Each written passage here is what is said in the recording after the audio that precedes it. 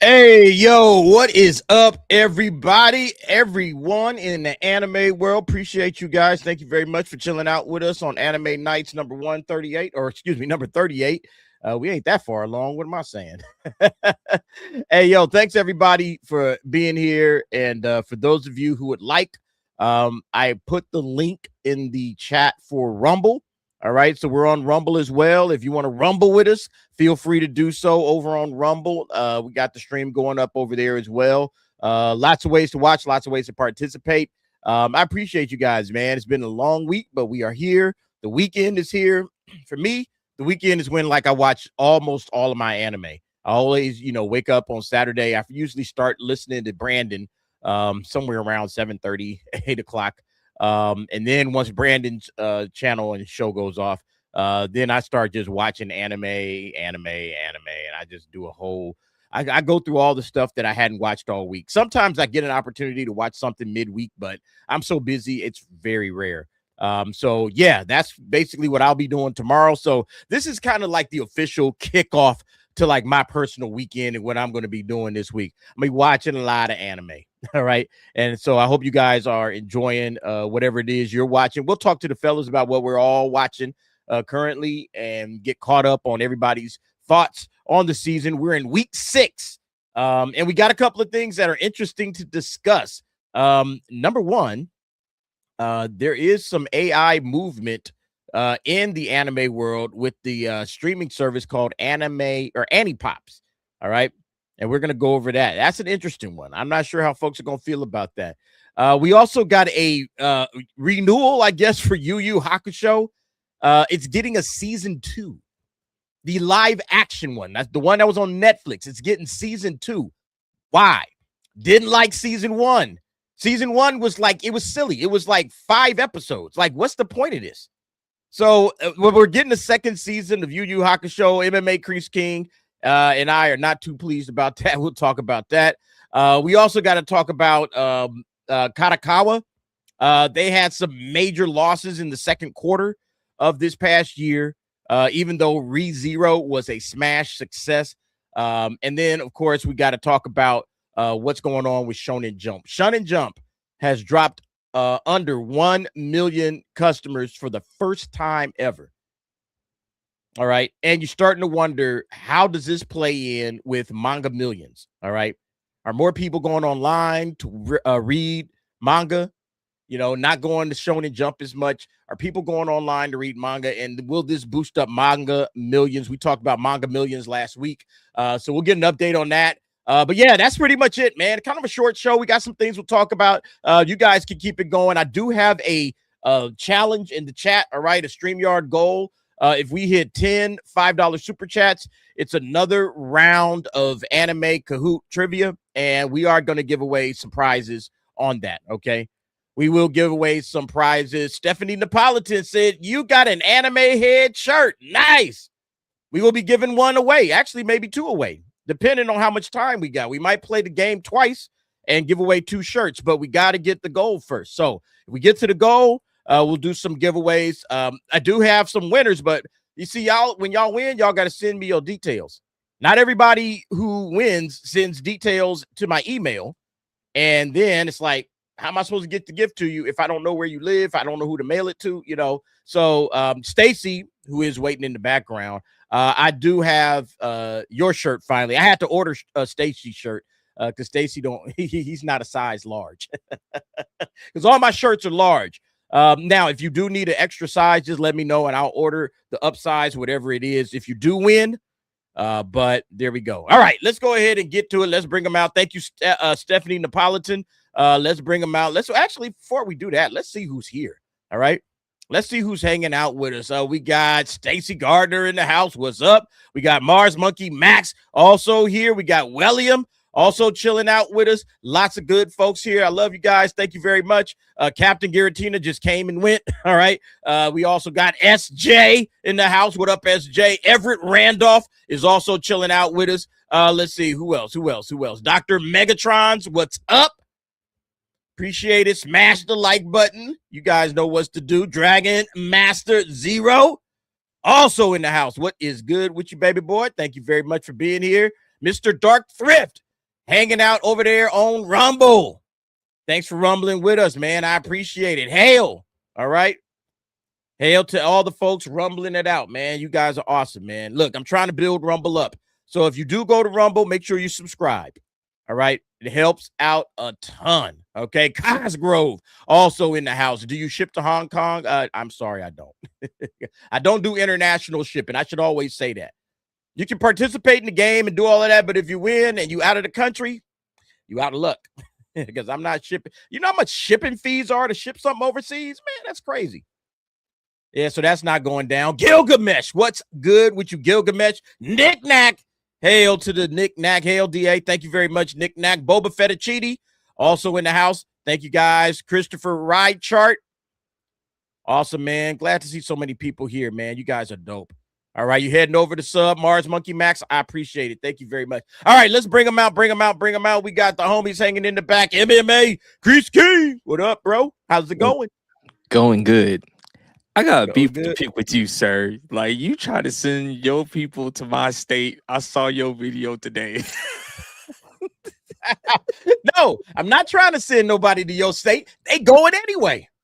You already know that. They going to Texas, man. California is moving to Texas because the money is tight in Cali, and it goes a lot further in the great state of Texas. You know, I'm sorry, man. I'm not trying to send nobody there. They just happen to be going. The border is closed. Go to Tennessee, go to Florida, man. Like, seriously. Yeah, right? Yeah, Texas is getting full. All right, coming to the stage is Stacy Gardner. Stacy, what's up, bro? How's it going? What's up, guys? Just got home from work. I'm ready to talk anime. And before we go any further, I want to make a slight correction to what we talked about last week about Manga Millions. We were wondering why Hunter x Hunter and One Piece was on there. It's very simple. I found this out with Brandon. Shueisha owns Shonen Jump, so that's why that stuff was there. Well, we kind of probably got our answer for later on today. Then. Yes, we do. Yes, we do. Okay, that's gonna make a lot of sense when we get to that topic. So thank you very much, Stacy, for that heads up. Appreciate it. And now coming to the stage, Cyfax, who's also in the house. What up, Cyfax? How's it going, man? Hey, man. Your designated white guy is here. You know, finally, like, you know, as I'm supposed to be. I know I wasn't here last week. I'm sorry I missed out. Like, I had other white people shit to do. It's crazy. But, what's up, everybody? What's up, man? What's going on, people? How you guys doing? I was just saying, this will be a Wendy's night for me. All right, so Wendy's is on the way because I got to get a Frosty tonight, man. We got a lot to talk about. Just looking at you right now. A Frosty to do it. T is just looking at you tonight's right a Sheets night for me, folks. Tonight's a Sheets night. Uncle T's just looking at you right now. What is Sheets? Yeah. Oh, it's like a gas station, but they also do have it. Like, it's kind of like Buc-ee's, but not as good. It's kind of like Buc-ee's, but not as good. Okay, Sheets. I've never heard of Sheets. Yeah, man. It's kind of like the Midwestern thing because it was started in Pennsylvania that like just jumped around. Dude, for how much online I get called a white supremacist, I should know everything about Sheets. Like, it's crazy, but you know. Dude, there's actually no tons. Dude, I was on Instagram just commenting on shit, and I got called all the racists just for commenting like, "Hey, man, this is retarded," and they were just like, "You're racist." And I was like, "Oh, this is where it comes from. You just say common sense stuff, and you just get blasted for it." And I was like, "Oh, wow." It's interesting. Dude, I would open it up on my lunch or on my breaks at work, and I'm just like slammed by like 20 messages of just like, you're the reason of this blah blah blah, and I'm like, holy crap! Like, you guys are really angry about this. Like, I did it while I was drunk and just like credit. I just said some stupid shit, and I'm like, dude, I wish I was the problem. I wish I could take this much credit for it. I really do, because it would be way funnier. But it's way funnier responses that you think people like me are the problem. I'm like, most of us don't even have time to vote because we work all day. Like, we can't go and fucking vote or whatever. Like, but most people I know can't even go and fucking vote because we're fucking working. You don't get time off to go vote. Like, that's not a thing. So it's like blaming us for all this shit. Fuck yourselves. I'm sorry. It's ridiculous. I understand the pain, Cyfax, because I was one of the people who basically commented on the whole Black Marvel stuff going down. And I'm like, if you guys actually spent time watching it and sharing it around as you do getting mad that it's getting canceled, it probably wouldn't get canceled. As my friend. Dude, if half the people commenting against me realize that I spend like 90% of my time online with black people, they'd be furious. They would call you all just race traitors. Oh, yeah, we race traitors. It'd be crazy.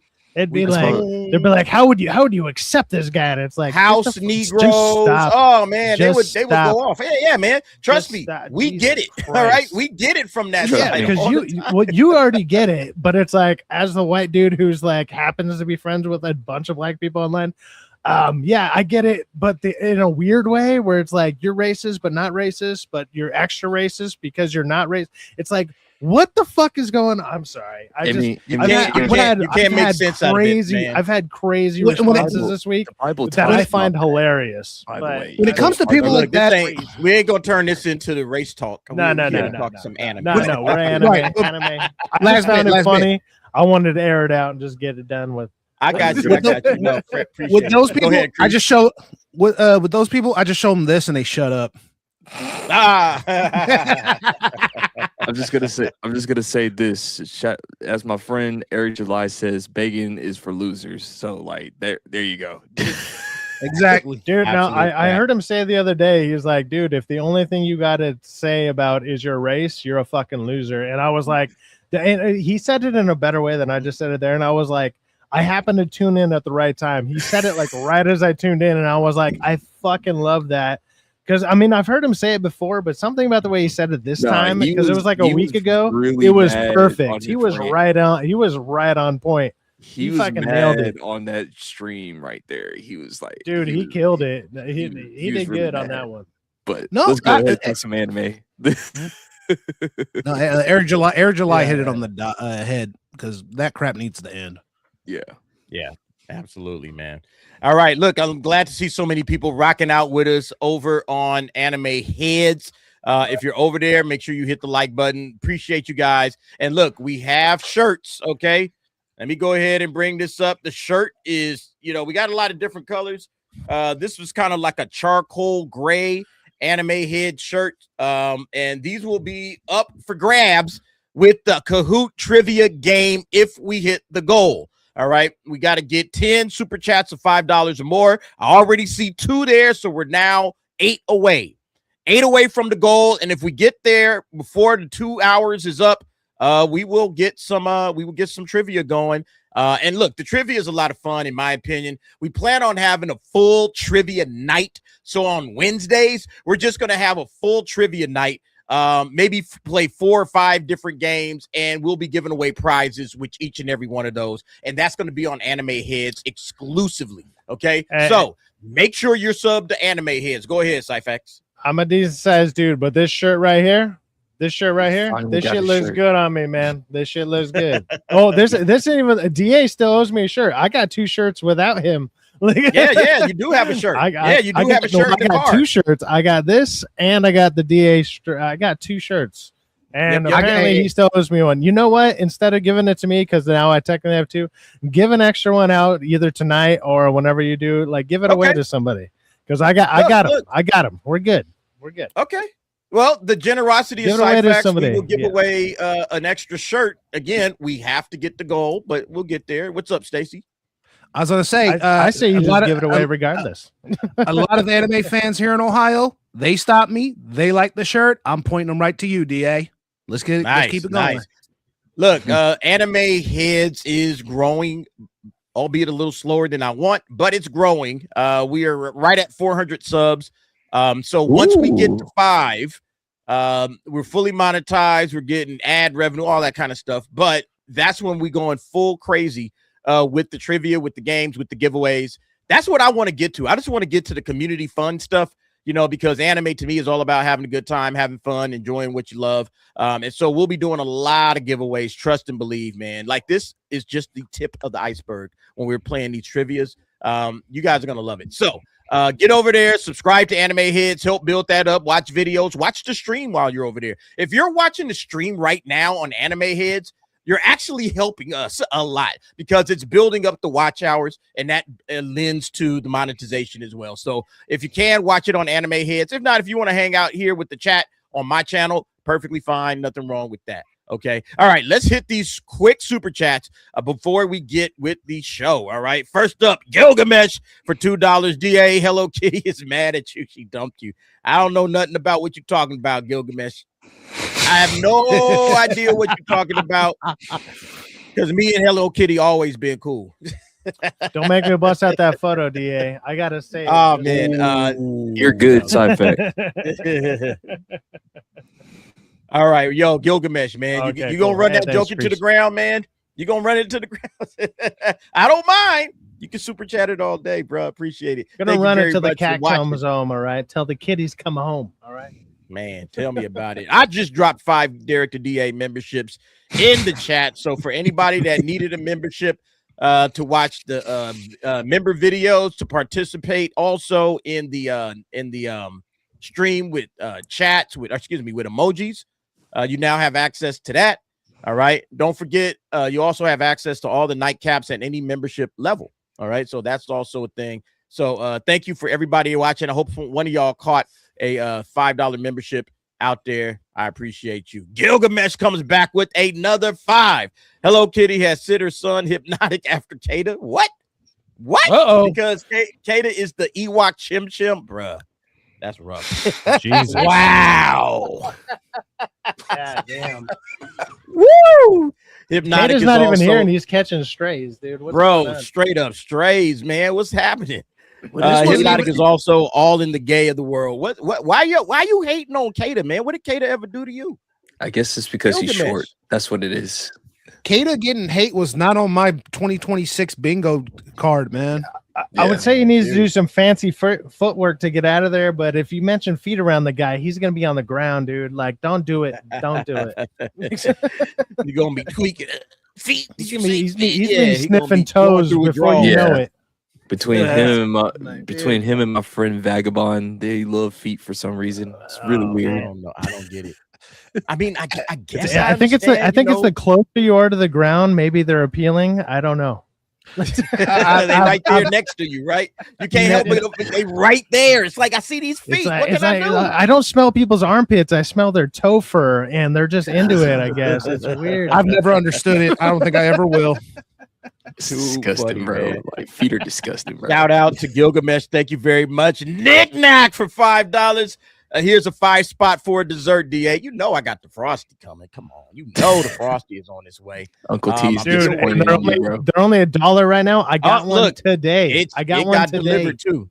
I got to go pick it up in a minute. It just I got a $1 Frosty today, and it was bomb as fuck. Like, that's what I'm saying, baby. Dude, that's what's up. Frosties, made my day. Frosties are always good.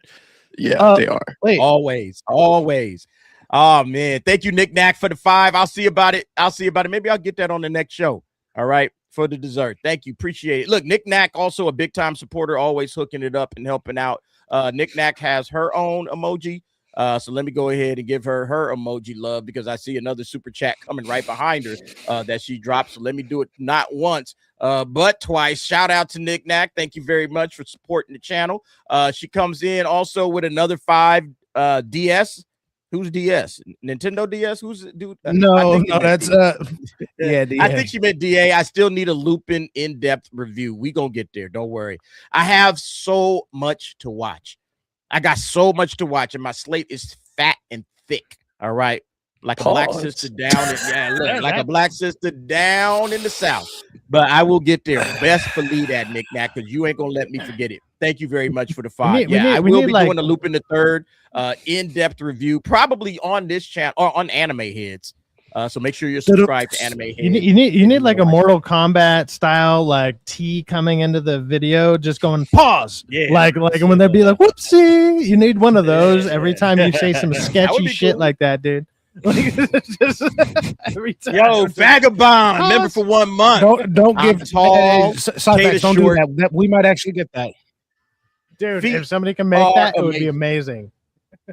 amazing. Yo, man, let me get my some Wendy's. Y'all keep talking through. I'm gonna try to get these super chats. Let me go Shout get out the to Wendy's. shout out to my co-host Vagabond, representing ninjas at night. Let's go. Shout out Shout Vagabond, out to man. We're gonna have to get you Vagabond. on one day, Vagabond. Shoot. Go ahead. Shout out Stacey. Vagabond. As far as feet, agree to disagree. That's all I'm gonna say. Agree to disagree. All right. And then Nick Nack came back with another 2. Oops, I meant DA. Yeah, we figured we figured it out. Hey, thank you everybody for the supers early on. We appreciate that, man. Don't stop them, keep them coming. And let's go ahead and give some love to the super chatters.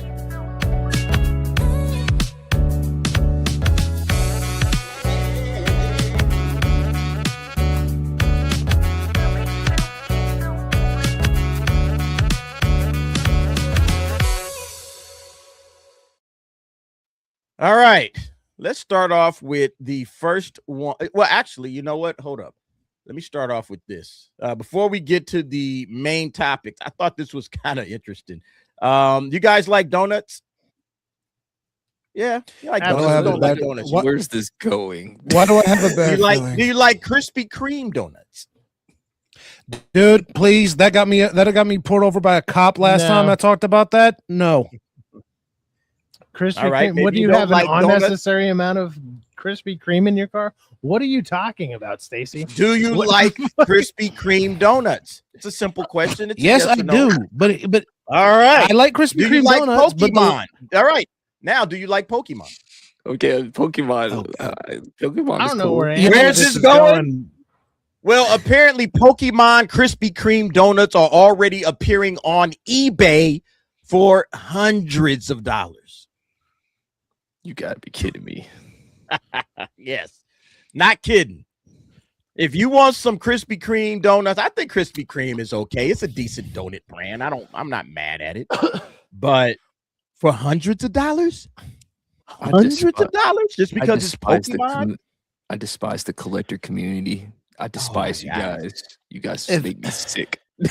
I'll be right If- back. Let me if- go grab my if Wendy's anybody while wants- you guys discuss this. I'll be right back. if any, It's so weird that people in the niche. if anybody things and wants to stuff throw that up the you Jackie liked Chan at "What all- the fuck" meme, go right ahead. This is the perfect Yeah, time to do it. it would perfectly work.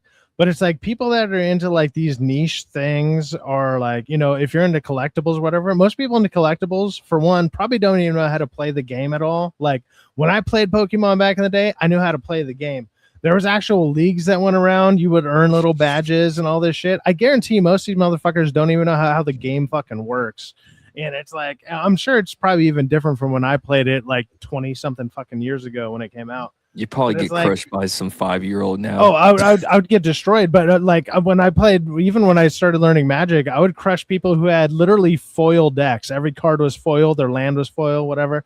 And it's like I would sometimes beat them with basically a $3 deck I made out of the $5 or the 5-cent bin or whatever. And it's like you can do it if you make the right deck, if you're smart enough to build the right setup, and you just get that right draw, whatever. You just have to But believe it's like in the most heart of of these, the most of these, cards. basically, sure. But a lot of these people don't even know how to play the game. They're doing it all for the money. Which, hey, man, I respect any kind of hustle to begin with.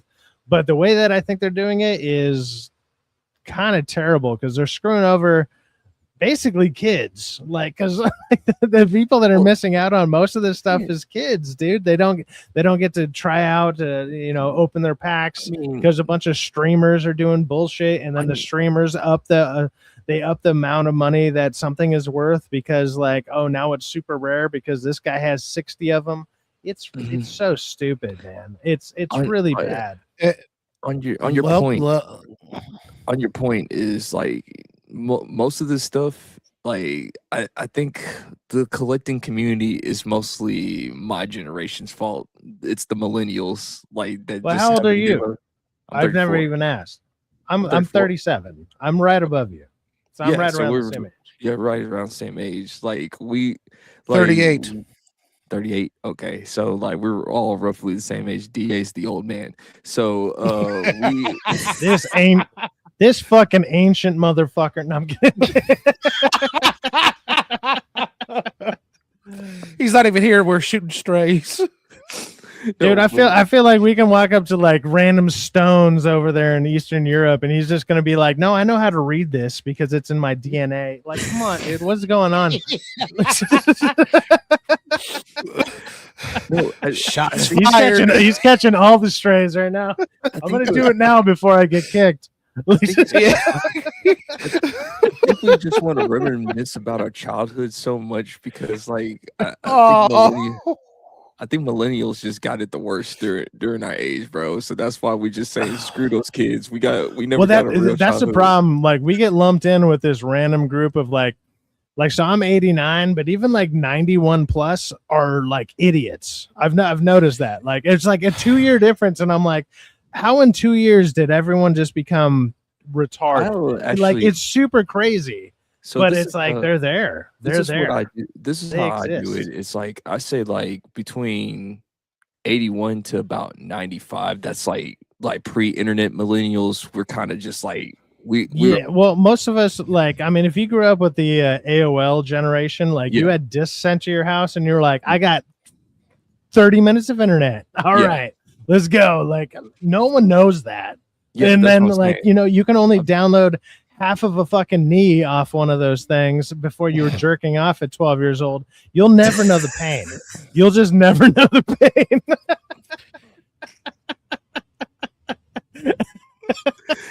before Wi-Fi, before smartphones, before like internet was actually good. Like, I say that's like the last smart generation. And then you got and then like when you hit about 96 to like 2000, that's where it kind of, like, you know, depending if you had older brothers or sisters, you kind of, to me, you're kind of stupid, sort of, a little bit.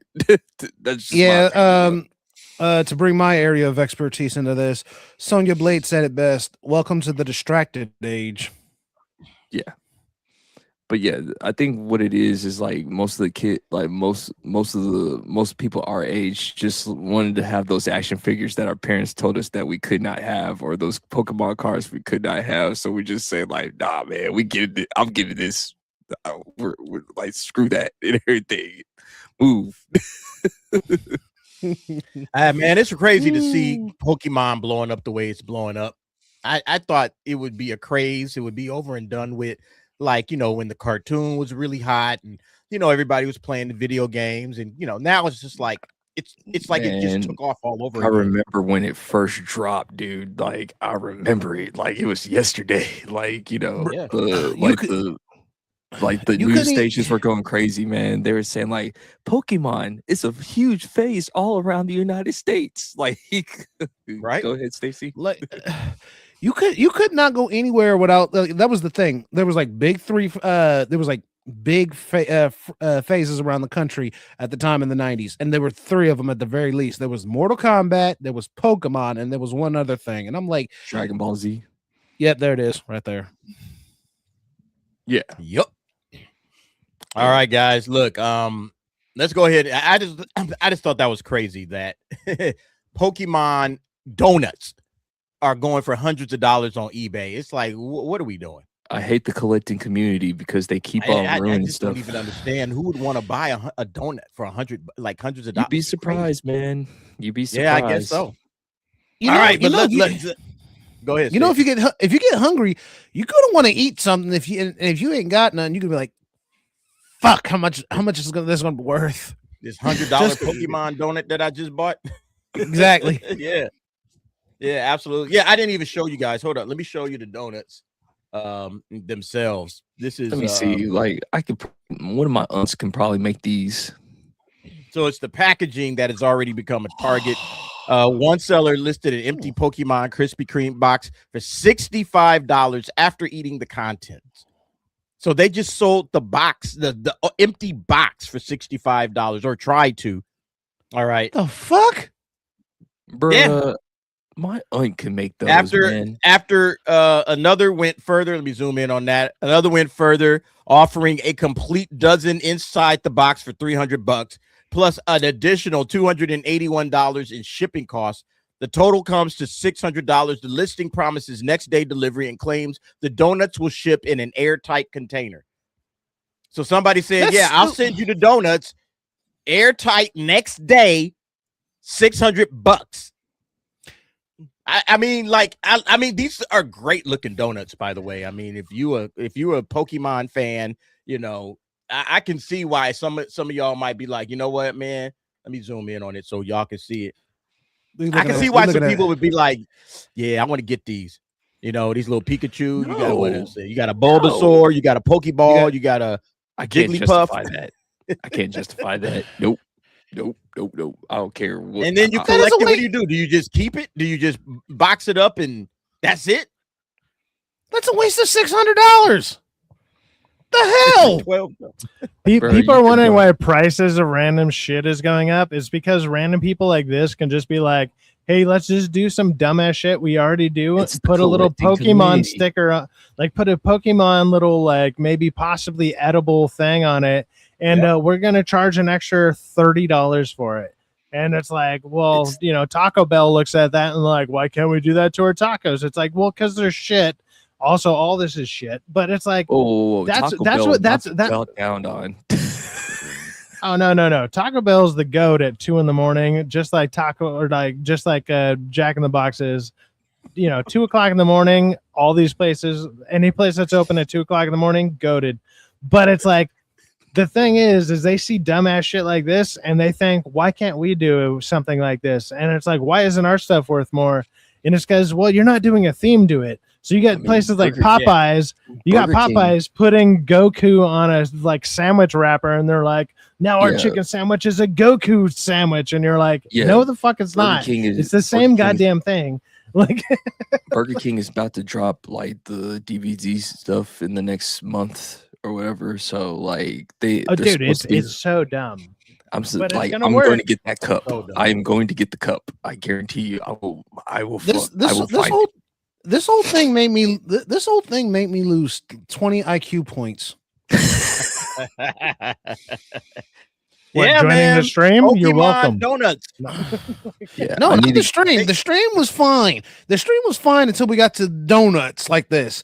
That's how I lost 20 IQ points.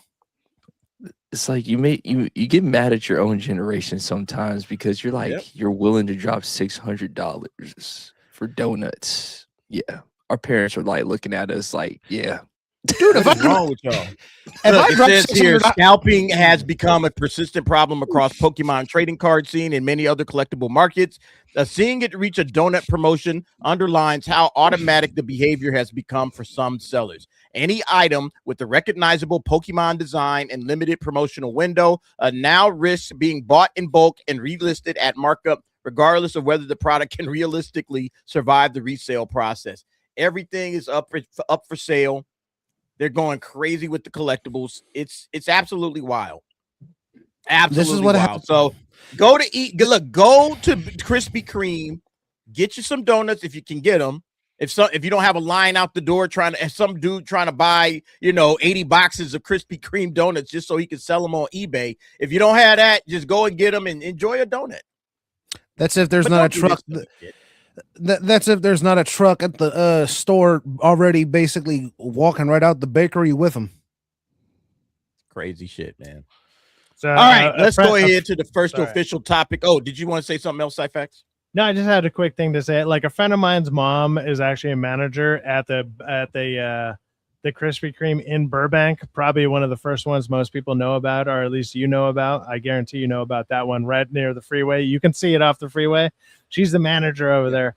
And I would go there, and any type of big promotion, whatever, we'd go to his place, and there was just donuts galore all the time. So I got to try all the cool, fun stuff, stupid shit. And it's like, I want to be surprised right now if his mom is just giving him a bunch of dumb shit to sell on eBay, because it's been a while. But it's like, I haven't talked to him for a minute, but it's like, he's probably cashing in right now if he's smart.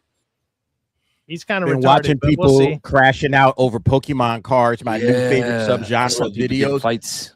Yeah. I've been thinking about covering some of those on Anime Heads, just basically doing some bids and watching people just lose their shit over Pokemon cards. I've been thinking about it. I've seen some of that stuff, and I'm sitting there going, I don't know whether to rip my hair out because of how stupid that is, or just sit back and laugh and just go, you know what? Everything's going to end. I'll just enjoy it right now. Don't rip your hair out, Stacy. Just laugh. All right. Yeah. Just laugh. Life's too short to be ripping your hair out. Nerds all right. fight. Let's go to it. Nerds fight. Anime Corner. Top anime of week 6 of the summer of 2026. We do this every week. We just kind of run through the top 10. We see what everybody's watching. We don't always agree with this top 10. I guarantee you a lot of us don't agree. But let's see what it is. Number 1, Though I Am an Inept Villainous. Number 2 is ReZero Season 4. Number 3 is Bleach, The 1,000-Year Blood War. Number 4, Tanya the Evil Season 2. Number 5, Mushoku Tensei Season 3.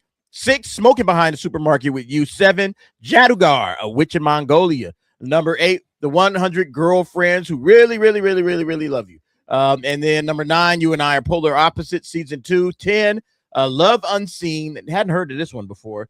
No, that was there last week, I think. Yeah, because it dropped 2 spots. So Love Unseen Beneath the Clear Night Sky. Is anybody watching any of this shit? The only thing I'm watching on this list is Tanya the Evil. And Bleach. I'm sorry, and Bleach. Masuko Sensei. Off this list, I'm watching Bleach. Everything else, I'm like, I've either have seen it before or I have no interest in it. I only watched Tensei. That's it. Like, I'm almost done. Like, I'm almost caught up or whatever. Yeah, what season are you I'm on? like, I'm about to start season 3. Okay, so you almost caught up. Yeah. so Mushoku Tensei, I'm on season 3. I'm a couple episodes in. So far I'm liking it. Like, overall, like, don't get me wrong, I understand the hate against it, and I'm like, I had the same thing when I first started watching. I'm like, this is weird, but then all of a sudden they do really cool Anime dope weird. shit. Like, it's a very weird anime, and it's like, okay, you got to get past a lot of shit in it, like, to like appreciate it. But Enjoy that if you frosty do, DJ. you'll enjoy it. Yeah. Saga of Tanya the Evil. I finished season 1 of Tanya, and I watched episode 1 so far, and then I was like, I kind of want to watch it all as one.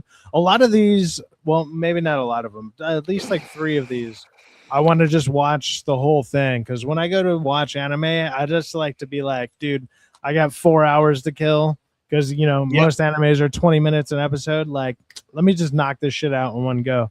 Because, dude, watching it, I'm watching so many of these new ones that are week to week where I'm like, motherfucker, I should just wait. But I can't, because it's like, I open the app and it's like, new episode. And I'm like, I guess I'll watch this 20 minutes. And I'm just like, I'd rather just watch it in one shot, dude. I wish they would do like. Same with me. Yeah. That's how I watched it. That's how I started watching anime. Especially if your anime is only going to be like 10 to 12 episodes, do it in one shot. If you're going to do 24, like 25, some of these that they used to do, you know what? Okay, go ahead, play it all out, and then you can watch the whole thing as a full run. Do it. But like these 10 to 12 episodes at 20 minutes a pop, especially, dude, like I've been watching, what is it, Heavy Night? Like, I really like the animation. A lot of people are saying the animation, that's really good. But it's like, I'm an MMO player and everything like that. So it's like, this story resonates with someone like me who really played these kind of games. So I get what the guy's going for. And I already know the end game of what he's doing. And it's like, I just want to watch it. But they do a bunch of this bullshit to where it's like 20-minute episodes, but at least 4 minutes of it is like recap bullshit. They do recap at the beginning, and then they do recap at the end. And it's like, but I understand, because the animation is like, they're trying to do all this. They waste so much animation on these like overhead weird shots, and I'm like, you don't need to do that. You don't need to do any of that. Just give us the story. But it's like, whatever. If you're establishing it, like, it looks good. It's good. The story is pretty fucking simple. I like it too. It's very simple, but it's like, they don't need all that. They really should cut back on that and like focus on the story and the fight scenes. Like, because for one, they can't animate the fight scenes like they do the rest of the animation. It's always like, I just yell an attack and something explodes and dies, and you're like, great, that was cool. But it's like, come on, man, I want a little bit more. But whatever. Yeah, I Heavy think like just bringing up Heavy Night, and I'm sharing a little bit of the animation that they have there, like you were saying, Cyfax. The Heavy Night animation looks really good. Like I like the way that it the towns, when they're doing the towns panning shots, they're kind of panning by, and you're seeing like, you know, some of the action, like this action, like I think that's what you're referring to, like the way they do the action. It looks really good. You know, it's different. And so I really do appreciate like the way that they animate a lot of the action scenes and everything like that. So yeah, I'm enjoying it, man. These some of these scenes and everything that they, you know, like, you know, even stuff like this little scene with the bard, you could see like the depth of the town and the areas that they're in. They really do a good job with it. So I appreciate Heavy Night for the animation, not so much for the story. I'm kind of like you, Cyfax. I know where they're going with the story. I'm okay with it. I'm not hating it. It is absolutely an MMO RPG kind of world that this guy is in. I've been playing those for 20 years. So yeah, he's basically playing a game. He's playing, oh, this is like the game that I played, and now he's been reincarnated into the game, but some of the rules are slightly different. But I enjoy it. That's fine. But what I'm really enjoying is the animation. I think the animation is top tier. Yeah. The animation is definitely top tier, and if they can intertwine that with a better storytelling, faster paced storytelling, especially, because it's like, dude, you got that animation, you don't got to draw out these things. It's like they're trying to almost show off, and don't get me wrong, they're doing a good job at that. They're showing off, they are, because it looks great. But it's like, I don't need these sweeping shots of the city. It's really just I don't need this, and it's like, what the fuck is this? And it's the killed time because they don't got enough story. It's the same thing with movies and everything else. They don't have enough. They don't have enough there. They're like, we got like 5 minutes of story. Let's stretch it for 20 minutes. How many times have we said about Demon Slayer or whatever? It's like the story's simple, but the animation carries the whole entire series or whatever. Like, you know, that's just the thing. There's a bunch of them that do that. Yeah. Now, the reason why they're doing that is very simple. As far as the story, they're dragging it out because right now there's not much of the manga. There's only 2 volumes of the manga, and they're in what's called the ANIPOPS print. Oh. Yeah, so right now they only got 2 volumes to work with, or 1 ANIPOPS volume to work with. And I think next month, if not October, they'll be releasing volumes 3 and 4 in the ANIPOPS. So by the time that comes out, season 1 will probably be done.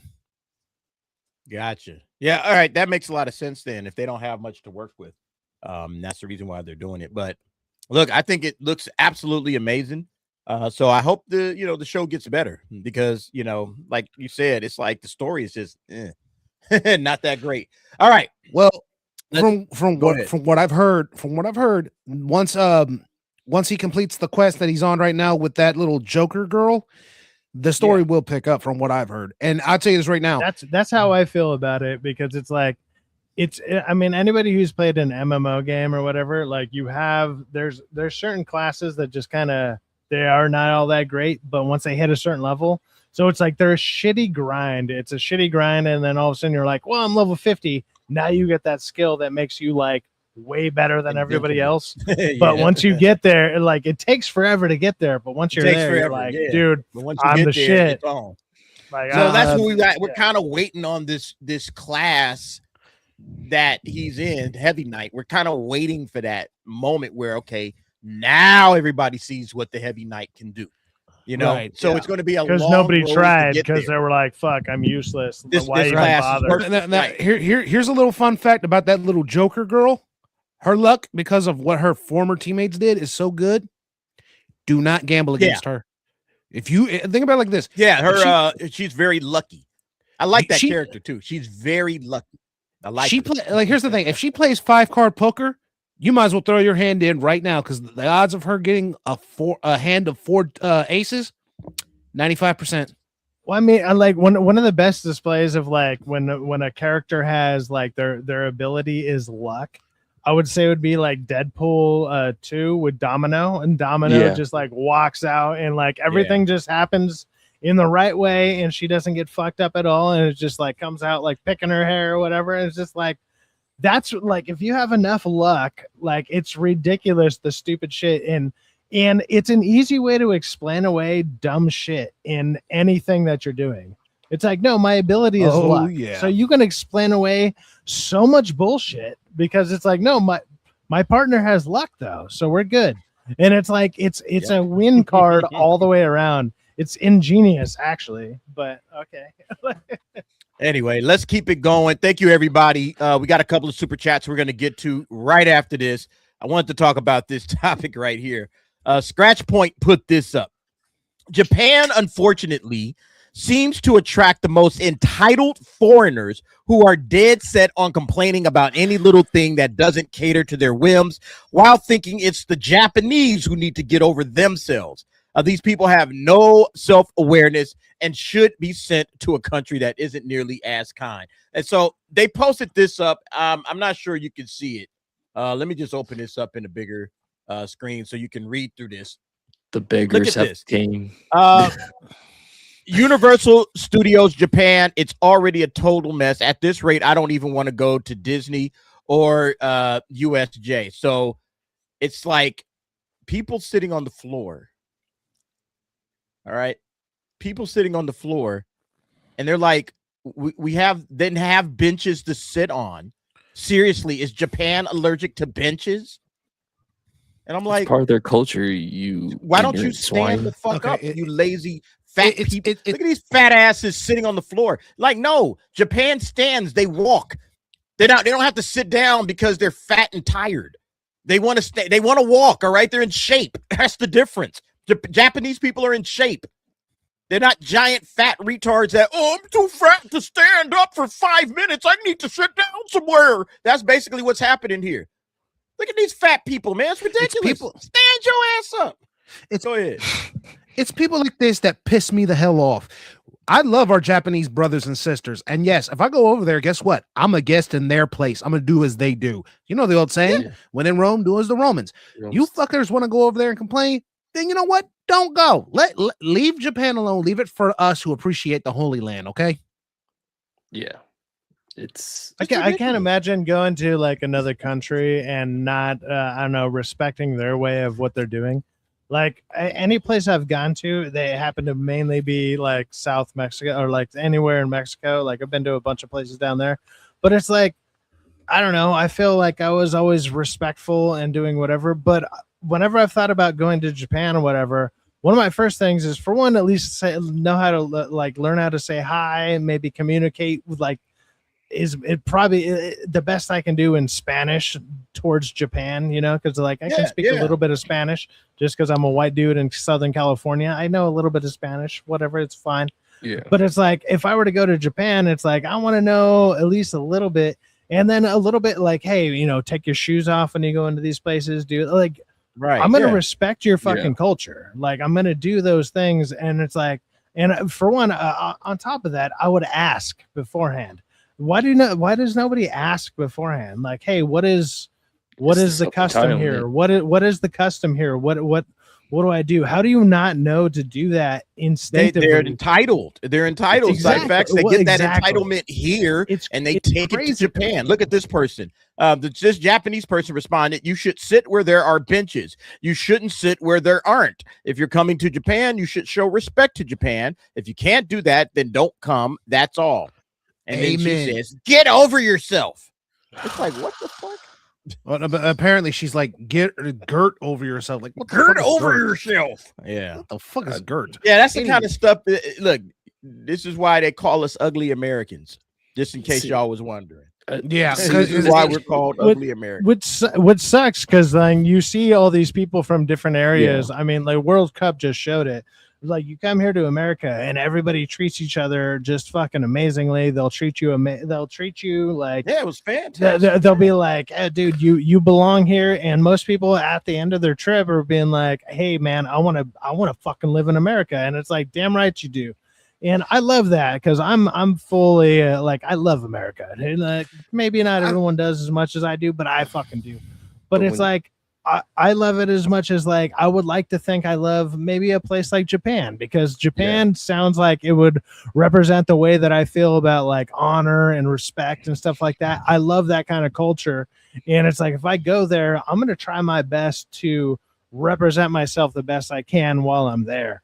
And like I don't understand how these people do not see that. They just think like, oh, this is a tourist attraction. And I'm like, nah, dude, this is a cultural experience. Yeah. And I would rather go there for something like that than to, I don't know, go there and disrespect everyone. Fuck that, dude. Like I don't like that at all. I mean, to your point, like when you were talking about Japanese or whatever, my friends that went over there, they learned a little bit of Japanese, and they appreciate you trying to at least try to attempt trying, right? Yeah, they say like you get points on it. They say like, but Yeah, then dude, they just switch up and start talking to you straight up English, which is funny as hell. Dude. A good friend of mine married a Japanese woman from over there, and he ended up having 3 weddings. He had an American wedding, he had a Japanese wedding over there, and then he had he had a court wedding, so everything was official. So I think he actually, I might have did that in the wrong order, but it's like he did it all just to accommodate the Japanese side of her family. Yeah, obviously his side of the family here, and it's like they did everything as respectful as possible. When he did the Japanese wedding, he was in a kimono and everything, like he got all souped up and whatever, like, and there's like they did it over there. Over here it was all tux and a dress and everything, and it was like it was like, here's the words you need to know. We're respecting both cultures. Here's the words you need to know if you go to Japan. All right, you need to know konnichiwa, which is hello. Arigato. All right, goodbye. What does that mean? Goodbye. Arigato. No, thank you. That means right? Thank you. Yeah. Sumimasen. Goodbye. And Nissan goodbye and done. sayonara. No, I'm kidding. Or you could also say matane, which means see you later. That's also a matane. Sumimasen means excuse me. That's the one I used a lot because you're bumping into people. Oh, sumimasen. You're using that one a ton. Konbanwa means good night, or good evening. Actually, good evening. Konbanwa. So yeah, just a few easy phrases, and they show. Oh, okay, they're trying at least. Yeah. How do I say I am the white devil and I bring peace? Oh God. Well, folks, it's anyway, confirmed. I just thought that was ridiculous. It's people like them that's going to basically ruin the reputation for people like us. And then when we get over there, when anime heads, the panel gets over there, we're going to be looked at kind of strangely. DA might get a little bit of a slide because he's been there before, but the rest of us are going to be like, oh, wait a minute. They're with that DA guy. We may have a chance. There's a reason why they have segregation spots now when they say there's only Japanese people only. Like they slot you. Dude, I don't blame them, and it's like not just because it's not towards white people and or black people. It's like Japanese only. It's like only Japanese. So it's like their segregation is like fuck everyone but us, and I'm like, I actually totally understand that, dude. Like that's that. I don't understand this. I don't blame them at all. I don't understand what Buddha Cafe is saying. I wore cologne and nobody looked at me crazy. I think that comes. I had cologne on. I was like, "Oh man, I'm going out in the public." They give you a pass because you're American. That's why. I think that comes from the people who went over there and they just don't know how much to actually put on. Because when you use cologne, that could be it. Some dudes be overdoing it on the cologne. Yeah, you're right. They're trying that's why they said. All right, wife. Let me get to these super chats, guys. Thank you for your patience on that. I might be on the way. What's up? Chris was like, "We need to get Japanese wives." I'm like, I think I'm on my way to that one. Believe it or not, she's a pro wrestler. And wow, and, you like the strong type. Hey, Death by Snoo Snoo is always appreciated.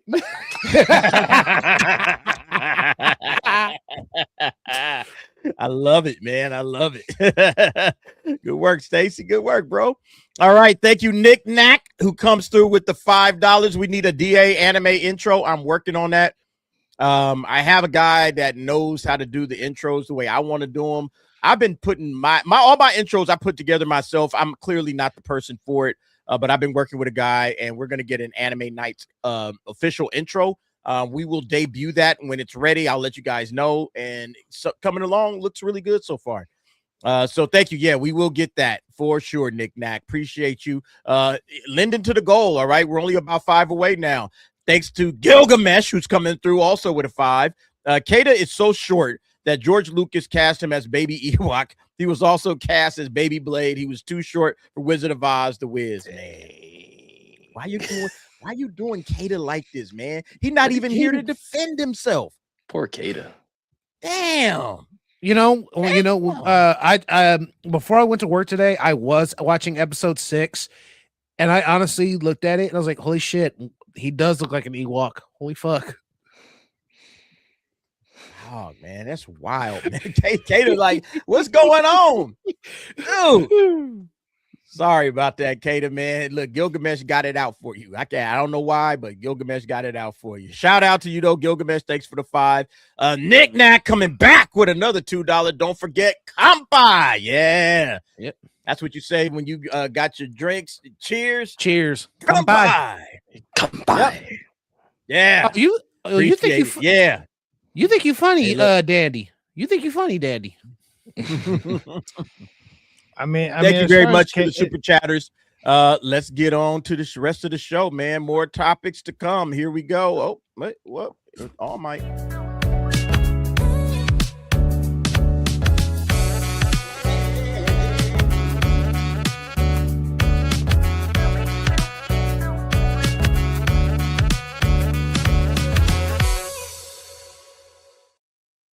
All right. Voice actors in the West. Do you guys do subs or dubs? I do subs. Both. You I do already know both. where I lied, DA. Hey, look, Crease don't like where this is going. Crease don't like where this is going. I know Cyfax, you like the subs, right? I'm a sub person as far as anime goes, absolutely. But I what's funny is when I've been watching some of the new stuff that released, they'll be like, "Oh, the dub isn't released till the next day." So I'm like, "You're already a day behind, you fucking loser. What are you doing? just read the damn thing." No, I'm kidding. But Never. Well, look, this guy Rock Solid posted this up. I have another argument against it, but I'll say it afterwards. Save it, because we're going to go through this and you might change your mind now. Rock Solid posted this up. This is the problem with Western voice actors. They're genuinely convinced they are the characters they voice and have some deeper connection to them.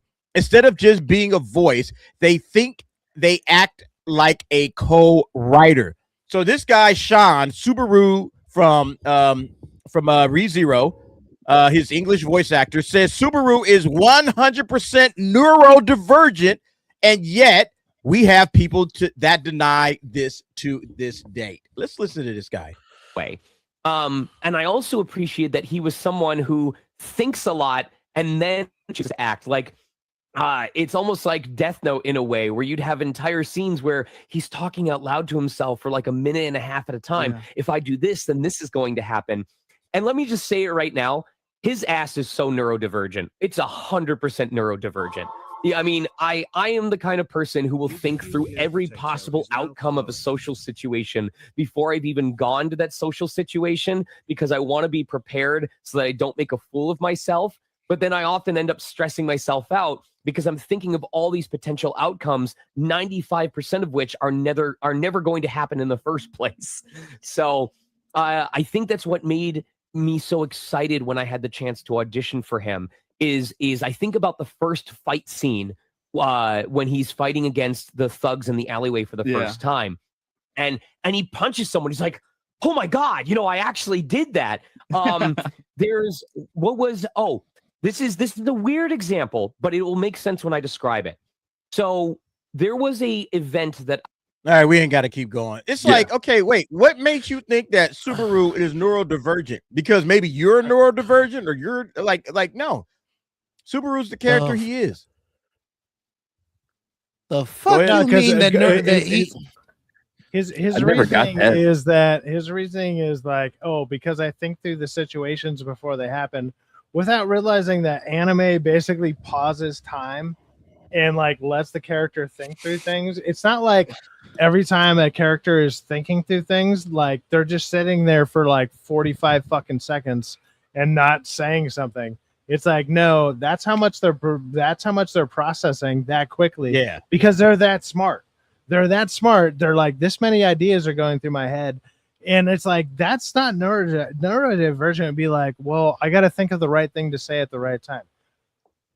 Like, what's happening is wits. They're missing the idea of having witty conversations and witty dialogue and witty like quickness to them. And people that are witty happen to be like, they run those same scenarios through their head. They just run them through within like 5 fucking seconds.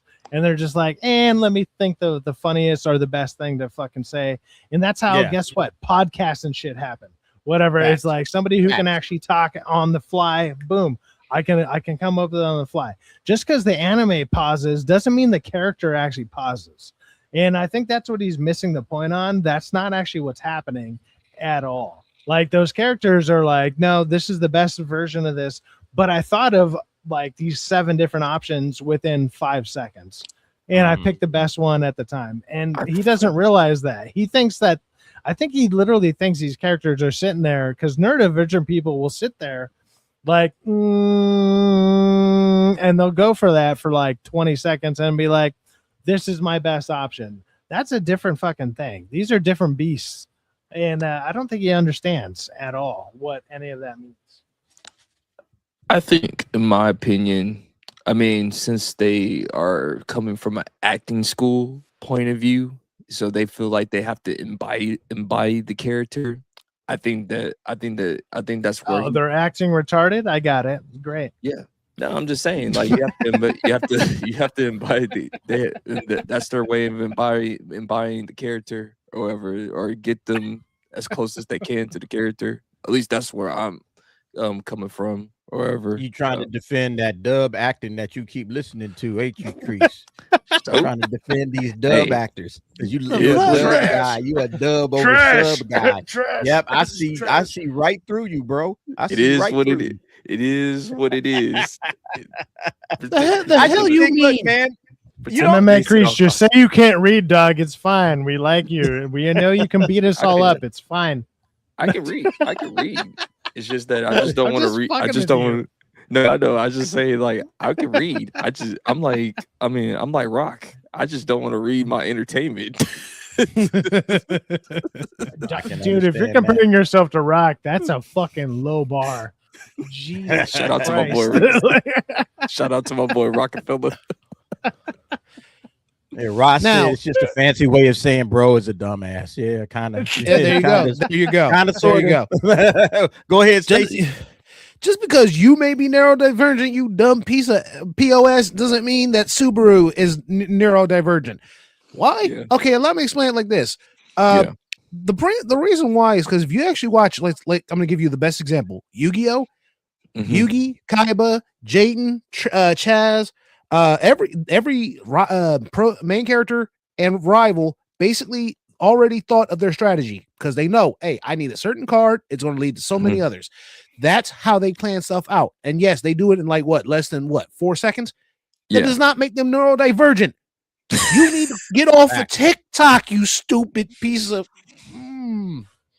Yeah, that's what I was trying to say. It's like, look.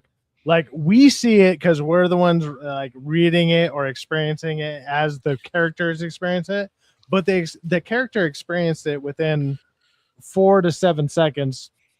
They had 4 to 5 different ideas with like 3 outcomes on each one, and then they come out to what the idea is. It's supposed to actually show how smart the character is in general and how quick they are on their feet. Look. And it's like, if you don't understand that, that's on you. But it's like then all of a sudden, like time, comes back in, and they're like, well, I do this or whatever, or like blah blah blah. I counter with this, and it's like they're that quick, they're that smart. But it's not. It's like I said, it's not like they froze for 45 seconds. Have you talked to neurodivergent people ever? They don't respond quickly. They're not witty. They're not quick with it. They're not sharp. Their synapses are not firing at the same speed that a normal person would, or especially a very witty, very quick person would. That's not how any of that works at all. Just most like, of how is that your first thought? Most of I can actually vouch for that. I can actually vouch for that. I have two cousins. They are neurodivergent because they have the mental disability. So I can understand that. My cousins can actually claim that. That POS cannot. He is just trying to, I want to be special. Bro, pull that stick out of the where. But I have a friend with a neurodivergent kid. He's a very smart guy, whatever. But it takes him a long time to process what you're saying. And when he comes back, he is very smart with it. It just takes him a long time to process it. You're not going to be on the fly in combat or something like that, or whatever the fuck is going on. You're not going to be witty and sharp and quick with it. You'll be like 2 minutes late on a funny joke, but it's like, that would have been good 2 minutes ago, brother. And you give it to him, but it's like, dude, it doesn't work. Slow. That doesn't. Yeah, you're slow, but it's like you're there, but you're just you're not there yet. You're there like 2 minutes ago. It's fine. I'm just gonna say it's fine. I'm just gonna say this. Shintendo. No, Sean Schimmel's just the dumbass. Yeah, Sean Schimmel. Okay, when I met Sean Schimmel, he was cool. He was cool, but like for the most part, sometimes Sean Schimmel is an asshole to everybody. But I digress. Yeah. That's the voice of Goku. But I think for the most part, most of these voice actors are trying to be like actual actors, and most actual actors are just thinking about themselves 90.9% of the time. They can't handle rejection. I agree with that part. That's what I was just saying. Oh yeah. That's the best way I can say it, or whatever. Look, Chris, you and I are big fans of one anime called YuYu Hakusho. I think it's one of the greatest anime ever. Okay. Top 5 easy in my book. And it has the greatest tournament arc ever. The Dark Tournament. The Dark Tournament, in my opinion, is the GOAT of all tournament arcs in anime, and it's not even close. Yep. Well, when you got two guys who basically agreed to, hey, let's put these knives at our ankles, at the heels of our feet, and the first one to fall dies at them. I'm like, oh, okay, yeah. That's some high stakes. Yeah. Dark Tournament, one of the best. Well, YuYu Hakusho got a live action. Season of like how many? It was like 5 episodes, right? I think it was 5 or 4 episodes. 4 or 5 episodes for a season of television. One of the dumbest things I've ever heard of. And they skip past all of the great moments. Yusuke Uramechi and everything. They kind of do the opening all right, like the first, his death and everything. They kind of did that. That was solid. But then after that, it just kind of went off the rails, and they just ran all of the other great moments. I just didn't like it at all. I didn't like the special effects. I didn't like anything about it. Well, apparently, we're going to get a season 2 of Yu Yu Hakusho. So why? Yu Yu Hakusho live action by Netflix will be receiving a sequel scheduled to start filming in October of 2026. The first season of the series premiered back in 2023, and this continuation would cover up to the Demon Plane Unification Tournament of the series. No. Okay, I'm kind of glad that I never even knew about this. I'm kind of happy about that. Yeah, but the fact that the fact I see it now, I'm like, I'm kind of glad I didn't watch it, and I'm not going to. No. Stacy, like, do you care if we even spoil it? Knock yourself out, man. I'd rather watch the anime. Hell, let me go ahead and order it while you guys are talking. I'm about to get that in my collection. So like the thing is, it's like DA knows what I'm talking about. So like they skipped the Saint Beast arc, they skipped the Rando arc, like two important things on how he gets his powers. Hugely important. But okay, let's just skip all of that. They're going to the Yukina arc, right? So like you got Toguro and Elder Toguro, like like the Toguro brothers. They are like demon hunters. They do whatever they need to do to get the job done. Tarukane hires them, and Tarukane is pretty much dead at this point, or whatever. And Sakio runs the whole entire betting lines of the Black Club or whatever. So the thing is, like, they introduce like their team members automatically in this arc when they're not even supposed to be in this arc. Like, you got Karasu and Bowie already showing up, and you're supposed to show them up at the tournament, and like, Hiei uses one of his special moves already. Yeah. The way that they laid it out, again, it's a speed run. They're just adding characters, and they're trying to get to the dark tournament as fast as possible. And I was like, oh, okay, they're going to leave the dark tournament for season 2. Okay, honestly, the way that this thing is set up, I don't know how you're going to. I've honestly forgotten more from that first season. I just know it wasn't worth watching. I saw it once. I was like, this is terrible. They don't really understand what they're doing. Let me just go ahead and move on up out of here. I'm not going to keep going with this shit. And now we're getting a season 2.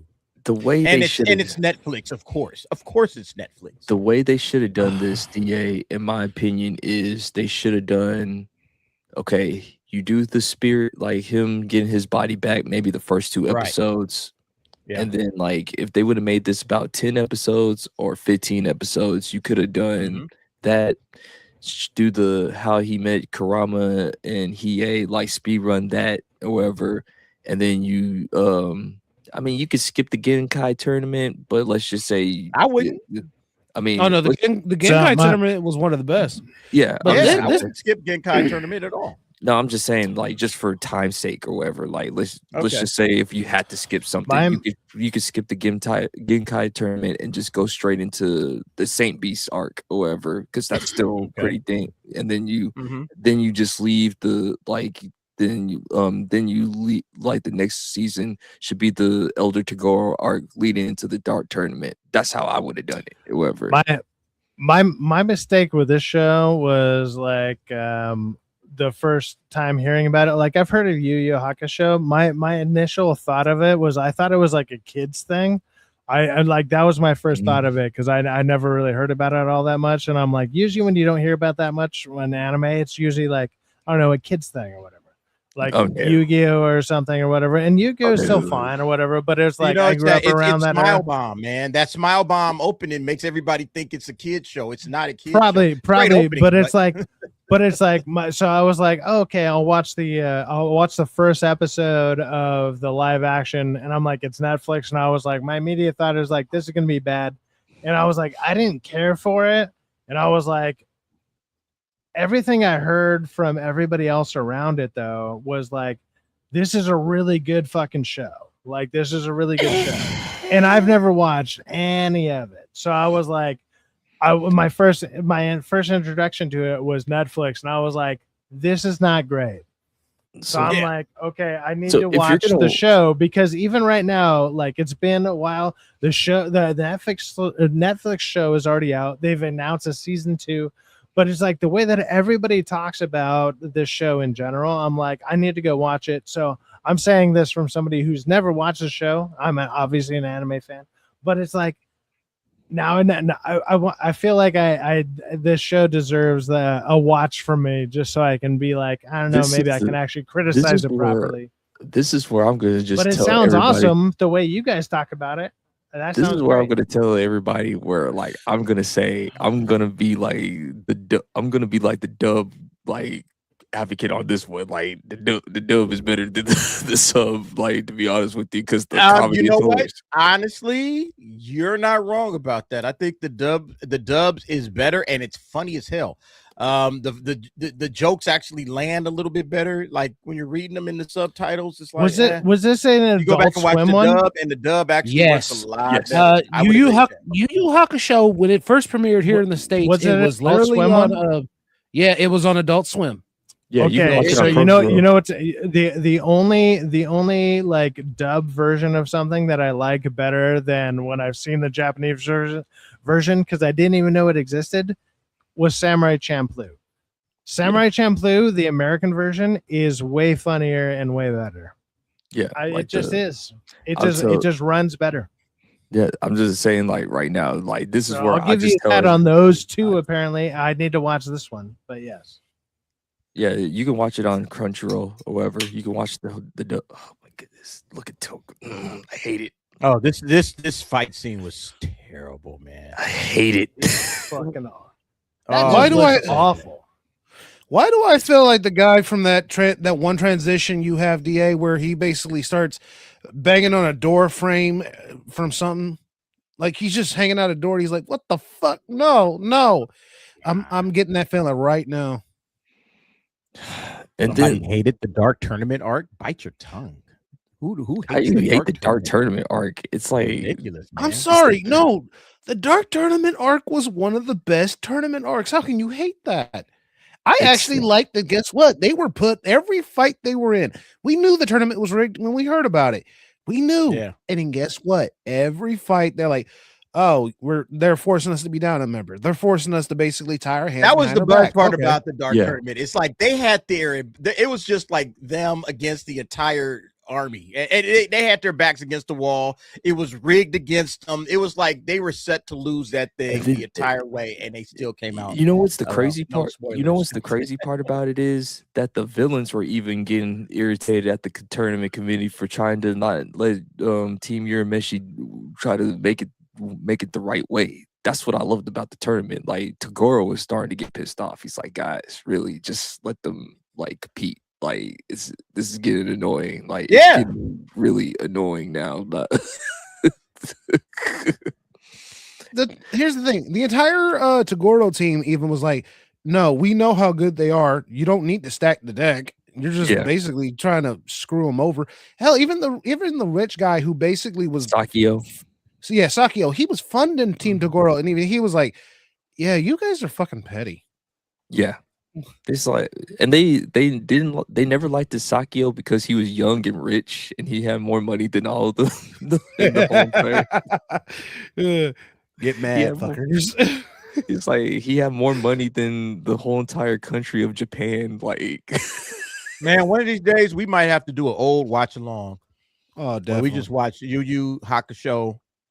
Maybe we'll set something up. no, Just do a watch no. See, like I love the Dark Tournament, but it's really the Chapter Black saga. That's what I really like. Like the Sakio. I mean, Sensui. Shinsui. Yeah, Yeah. Sensui. Yeah. Okay.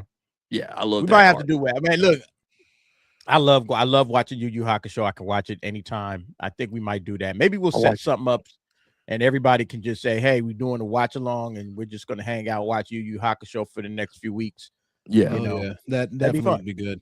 All right, Yeah. look, let us keep it going. All right. We are still, what are we? We are still 5 away from the goal.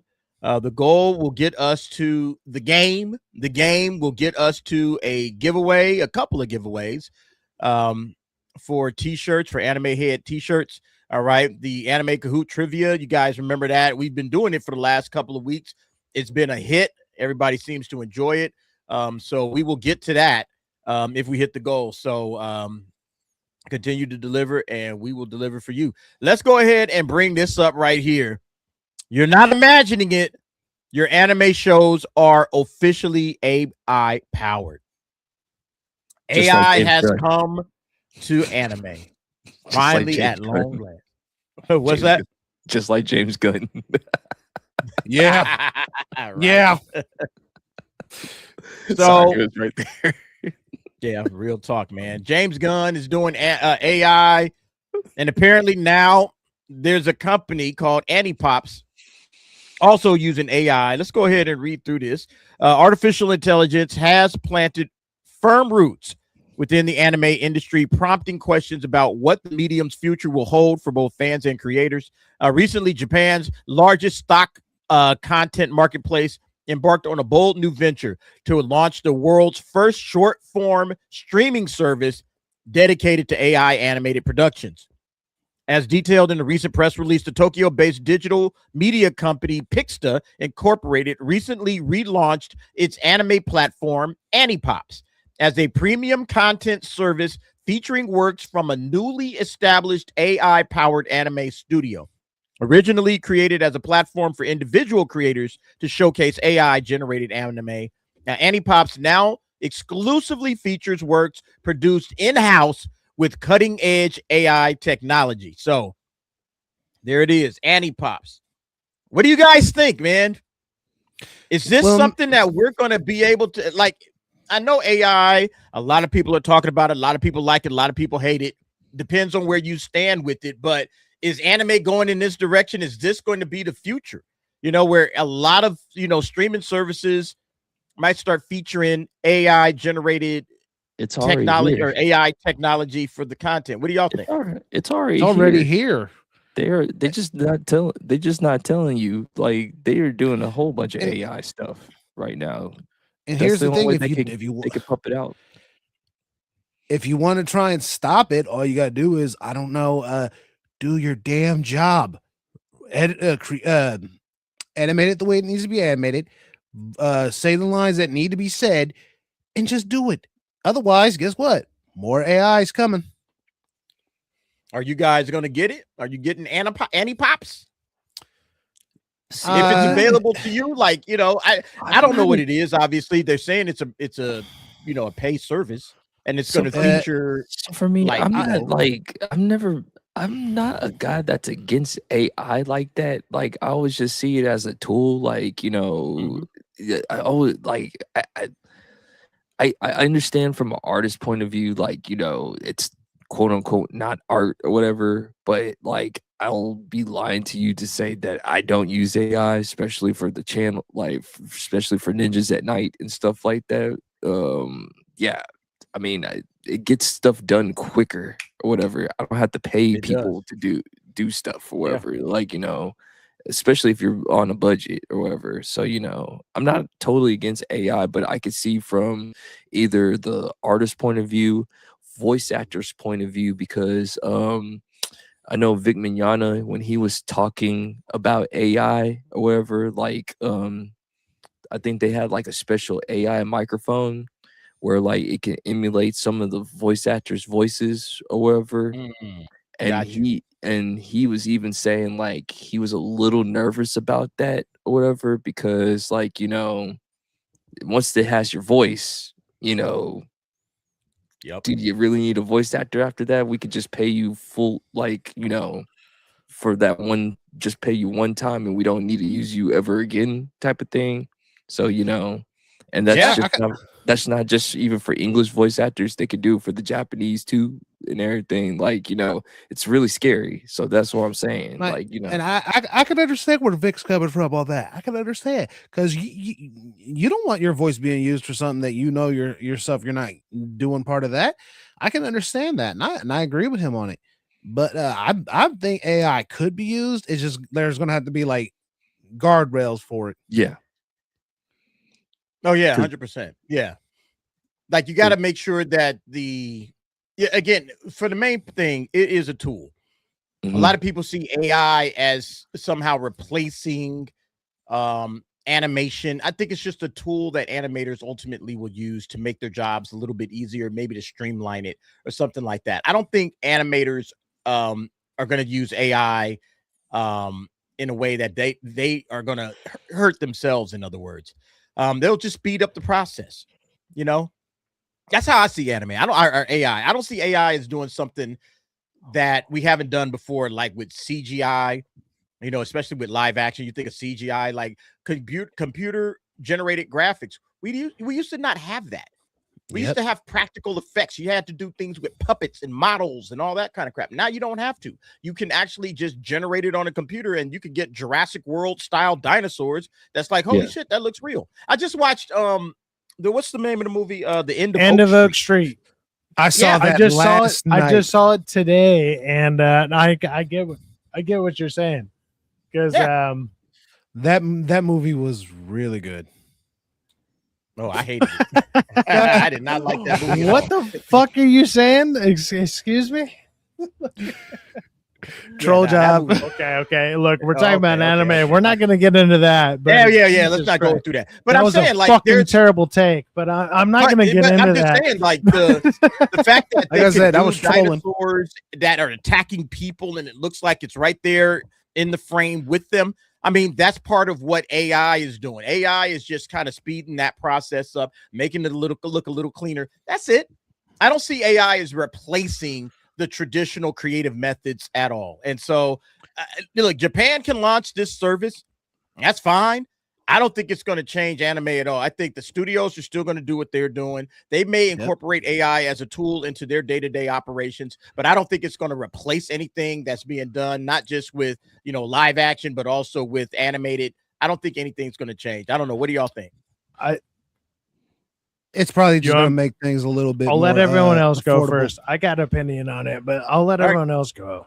Go it's gonna make the budgets a little bit more easier to work with. So I think we could probably get like anime faster, but I really don't see a problem with AI. It's just got to be used properly. I think what they need to do is, as long as the animators are using the AI to help them out, just to get stuff out, pump out it more quicker, pause, whatever,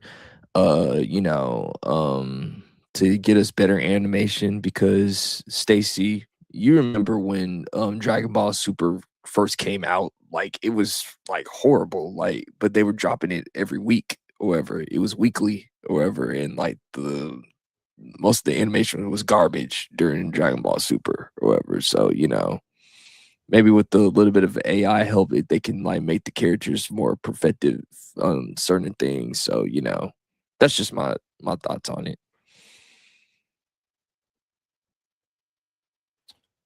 Okay, you want to hear my take on it? You ready? Go ahead. So check it out. So look, anime is, or not anime, or AI is in its like infancy, right? Infancy of AI is different than other things, whatever. But if anybody's used it, which I'm sure we've all used it, and you can use it in a very cheap, easy way. You take a picture and be like, hey, convert this to XYZ just for a quick change or whatever. But if you want to use it properly and you want to use it with animation, you want to use it with like whatever, you need details. And people do not know details because, let's be honest, most people barely know how to read, and they have comprehension like a fucking, like they have no comprehension skills. So you don't comprehend what colors mean, what shadows mean, what lighting means. Mm-hmm. And the more detailed you are with your description on whatever you're doing, is that. So the people that are going to thrive in this industry and whatever, because anime is obviously going to take over, whether they wanted to or not, needs to know how to describe what they want done.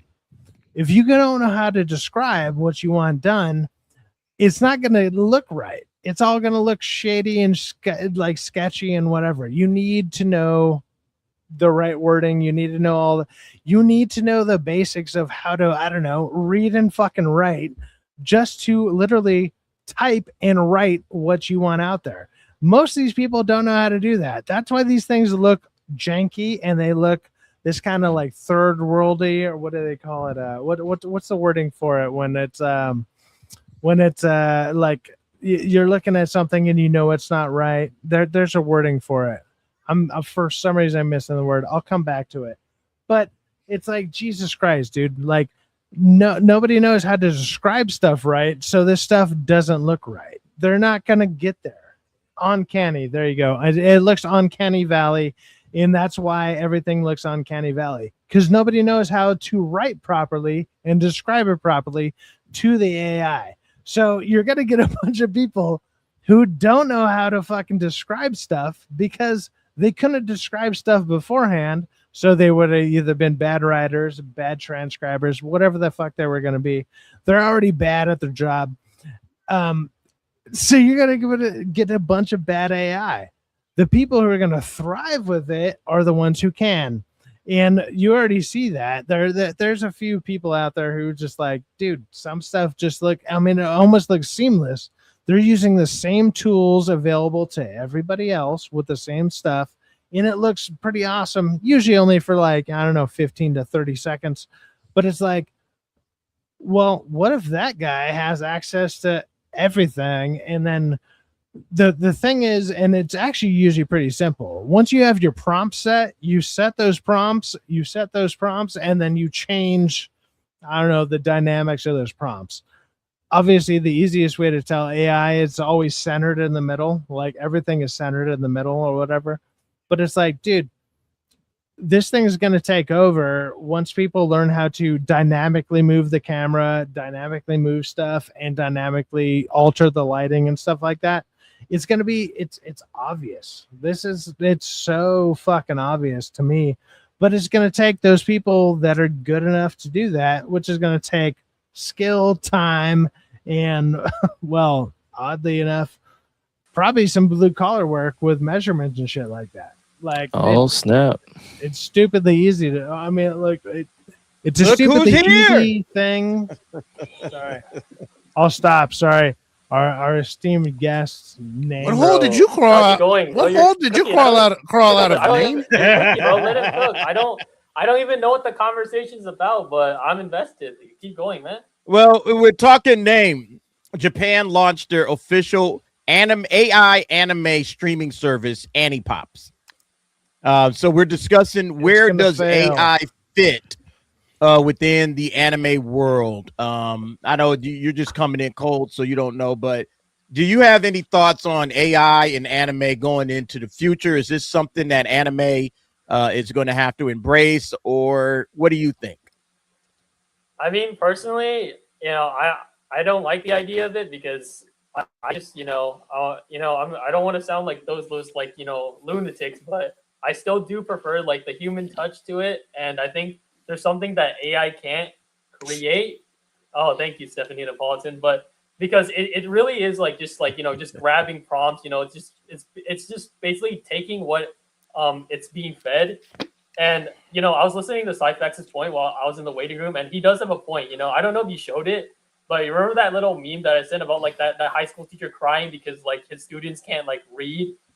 I think Cyfax said that's a problem, the comprehension, because I think the AI, I've been saying that for fucking 2 years since I've been exactly because like you said, if comprehension, dude. If you have really specified vocabulary and prompts, the AI will probably be able to give you something more specific.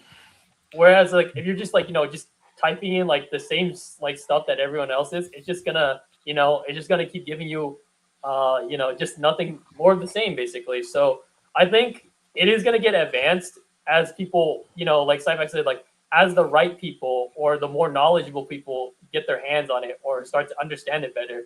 We're even seeing it with Hollywood. There was this whole push, we don't like AI. They even had that was one of the big points of the strikes. But I've been seeing more and more big name actors come out in support of it recently.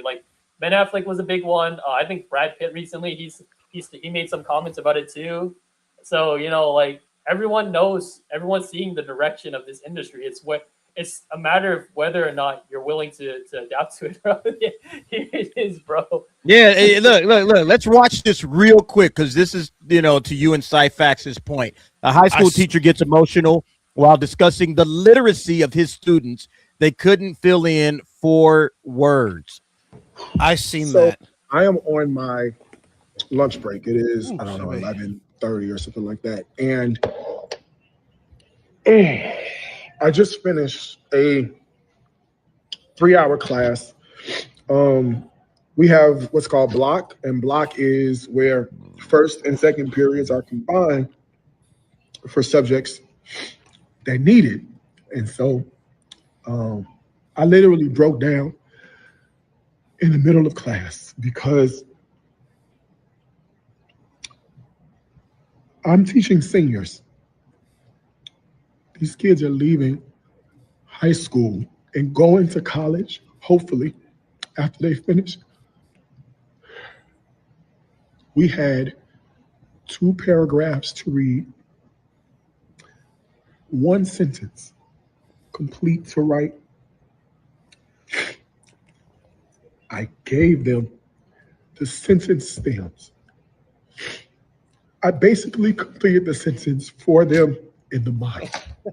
I shouldn't be laughing, but you start thinking of how stupid these fucking kids are. Like, what the hell is going on, man? Like, y'all can't figure out. Like, how fucking sentences? stupid? How fucking stupid That's why are he's you? crying.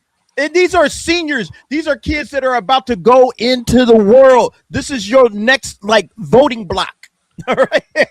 Oh my Dude, god. when I was in middle school, dude. So He there in was the- tears, man. So He in there's tears. the- Like DA said, when I said this, like I was laughing, but like it's actually a really serious problem because I grew up with you know, I understand what he's talking about because there are some kids in my class that, you know, it's like, bro, how did you make it to senior year, man? It's just like, you know. The rule is it's called No Child Left Behind. That was that bill that was Yeah, made. yeah. No child. And left no behind. It was terrible, which is And terrible. No Child because Left you Behind got was a dumbasses like really me. bad idea. Thanks, Dude, Bush. you got dumbasses like me that got pushed ahead, and then it's like whatever. But at the same time, I went on to learn how to read. Like I got my GED before I had to graduate, and I don't know, I'm doing just fine. Like I'm the idiot that these fucking people were trying to warn you about, and it's like I'm doing just fine. I got fine money saved up. Like these fucking people, dude, they don't realize if you went blue collar for half a fucking second, you would be probably all right. Like you'd be all right. For one, you would learn a ton of fucking skills because blue collar teaches you, I don't know, life skills. It's kind of crazy. But whatever. No, I'm the idiot for dropping out early. It's just like, crazy to dude, me. This shit blows guy, my mind. he's in tears Also, I can because- fucking read, and I go through books like a motherfucker. But you know what? Sorry, that shit We know you're pisses me smart, off. Sci-Fax. It's okay. No, I'm a fucking dude. I'm an It's- idiot. I'm an idiot savant. That's what it is. Like that's the problem. I just think like to the it's- point of and let's wrapping it back up to AI and anime. Like AI is going to make people not necessarily stupider, but they won't have those traditional skills of, hey, we got to learn things by reading it. We got to read a book and be able to break it down and understand the words and all that. AI is going to do all of that work for them. So then if AI is learning for you, you know, pretty much, you know, what's going to replace that in the next level of skills? Learning how to prompt AI the right way. Is that the next skill? You're going to have to learn how to prompt like AI to do the keywords, work for you. DA, on your point, like Clownfish TV did a video on talking about like I believe the University of Michigan, like they're not like telling people their grades or whatever, like they just say, Oh yeah. I heard about that. yeah. Yeah. It's Yeah. like, So it's like it's they're not telling you what your grade is. It's just going to say pass or fail. But you could be just like barely passing, or you could be just like killing it and getting nothing but A's, and it's just going to be pass fail. And that's Just because 'cause they're we- trying to protect everybody's feelings no, they're Yeah, trying to protect because- that because- that wallet. That's what that is. and that wallet. Yeah, because they know that the more people they pass, the more money they're gonna get. That's why they don't want to say that stuff. So it's a little bit threefold: feelings, money, all that. Sad, man. Absolutely sad. All right. They said this is the first generation. Is going to be more stupider than the previous generation. Oh, I believe it. I believe it. I Trust and wouldn't believe doubt I it. believe it. Yep. Idiocracy was a warning. Yes, Idiocracy was one. Big facts. All right, we got 20 minutes left on the goal. Let's see if we can hit it. But before we get to that, let's get to this. We got another topic. This one involves an anime convention that I almost went to, but then couldn't do it at the last minute. SacAnime, which I believe is in Sacramento, has reportedly disinvited Halo composer Marty O'Donnell from a Halo 25th anniversary reunion, with the decision linked to concerns from the LGBTQ plus staff about being around him. He was disinvited because LGBTQ plus staff wouldn't feel comfortable being in the same vicinity. O'Donnell had previously been announced as a guest for SacAnime Summer 2026 alongside other Halo veterans. I'm not sure. Did you guys see the story? Actually, I seen the video where WDW Pro covered that, and I feel bad for him because even Pro even admitted, okay, we actually got the video. We actually did the video with him where his stuff got taken out of context. That's what this is about. And you know what? I'm at the point where I'm looking at these people. You want to try and cancel people because you basically can't stop and say, hey, wait a minute. What did you mean by that? You can't do that. Then you're an idiot. And you think people should bow down to you? No. Yeah, absolutely ridiculous, man. This is where we at, though. Unfortunately, in 2026, cancel culture is still alive and well, if you can believe it. All right, Name, you heard about this, right? We anime con goers. We go to conventions. How you feel about SacAnime now? I mean, I've never been there, but this kind of reminds me of the big situation that we talked about last week, where they kind of uninvited a guest because of like quote unquote safety concerns. My question is, I don't know how big SacAnime is as a convention. I'm pretty sure it's one of the smaller ones, but if they were worried about the staff being, in proximity with him, couldn't you just assign them roles away from like his booth or his area? Like, oh, he's going to be in this area, so you can work in like the front, the ticketing or whatever. And he's like right here. Yeah. Or like, you don't have to usher his panel. So it's just like, it's like, how many of the staff are LGBT? That's the question, because, we know they are a minority still. But it feels like, a lot of spaces and communities, they're really loud. There's only like 2 or 3 people that were complaining, and then like they just it's like overrepresented. They bend the knee, kiss the ring or whatever. Yeah, that's basically it. And again, you have to ask the question. Okay, so you did this move because you want to keep people on. Okay, but also, how many people did you lose because of this move? How many people are you going to lose in the future because of this? Because I'm pretty sure they're fans of this guy. Who didn't even know anything about his politics. He just loved the Halo music because it's legendary, and they wanted to meet him. And it's a reunion. It's an anniversary. It's a reunion, and you took that chance away from them. And it's just like, man, I planned for this, and now it's you know what? Before you guys go on, I actually had like a little situation that happened like not too long ago. So like one of my if you guys know Power Rangers, like the Time Force Ranger Jason Font, he's a conservative, right? Mm-hmm. And like he's pretty much MAGA or whatever. Mm-hmm. So there was this one guy on his page talking about like he wanted to cancel Jason Font or whatever, and I was just saying like, well, I met Jason Font like plenty of conventions. Plenty of times, really nice guy. He leaves his politics at the door when he's talking with fans. He just keeps it at the door or whatever. And he was saying like, well, he doesn't like he doesn't like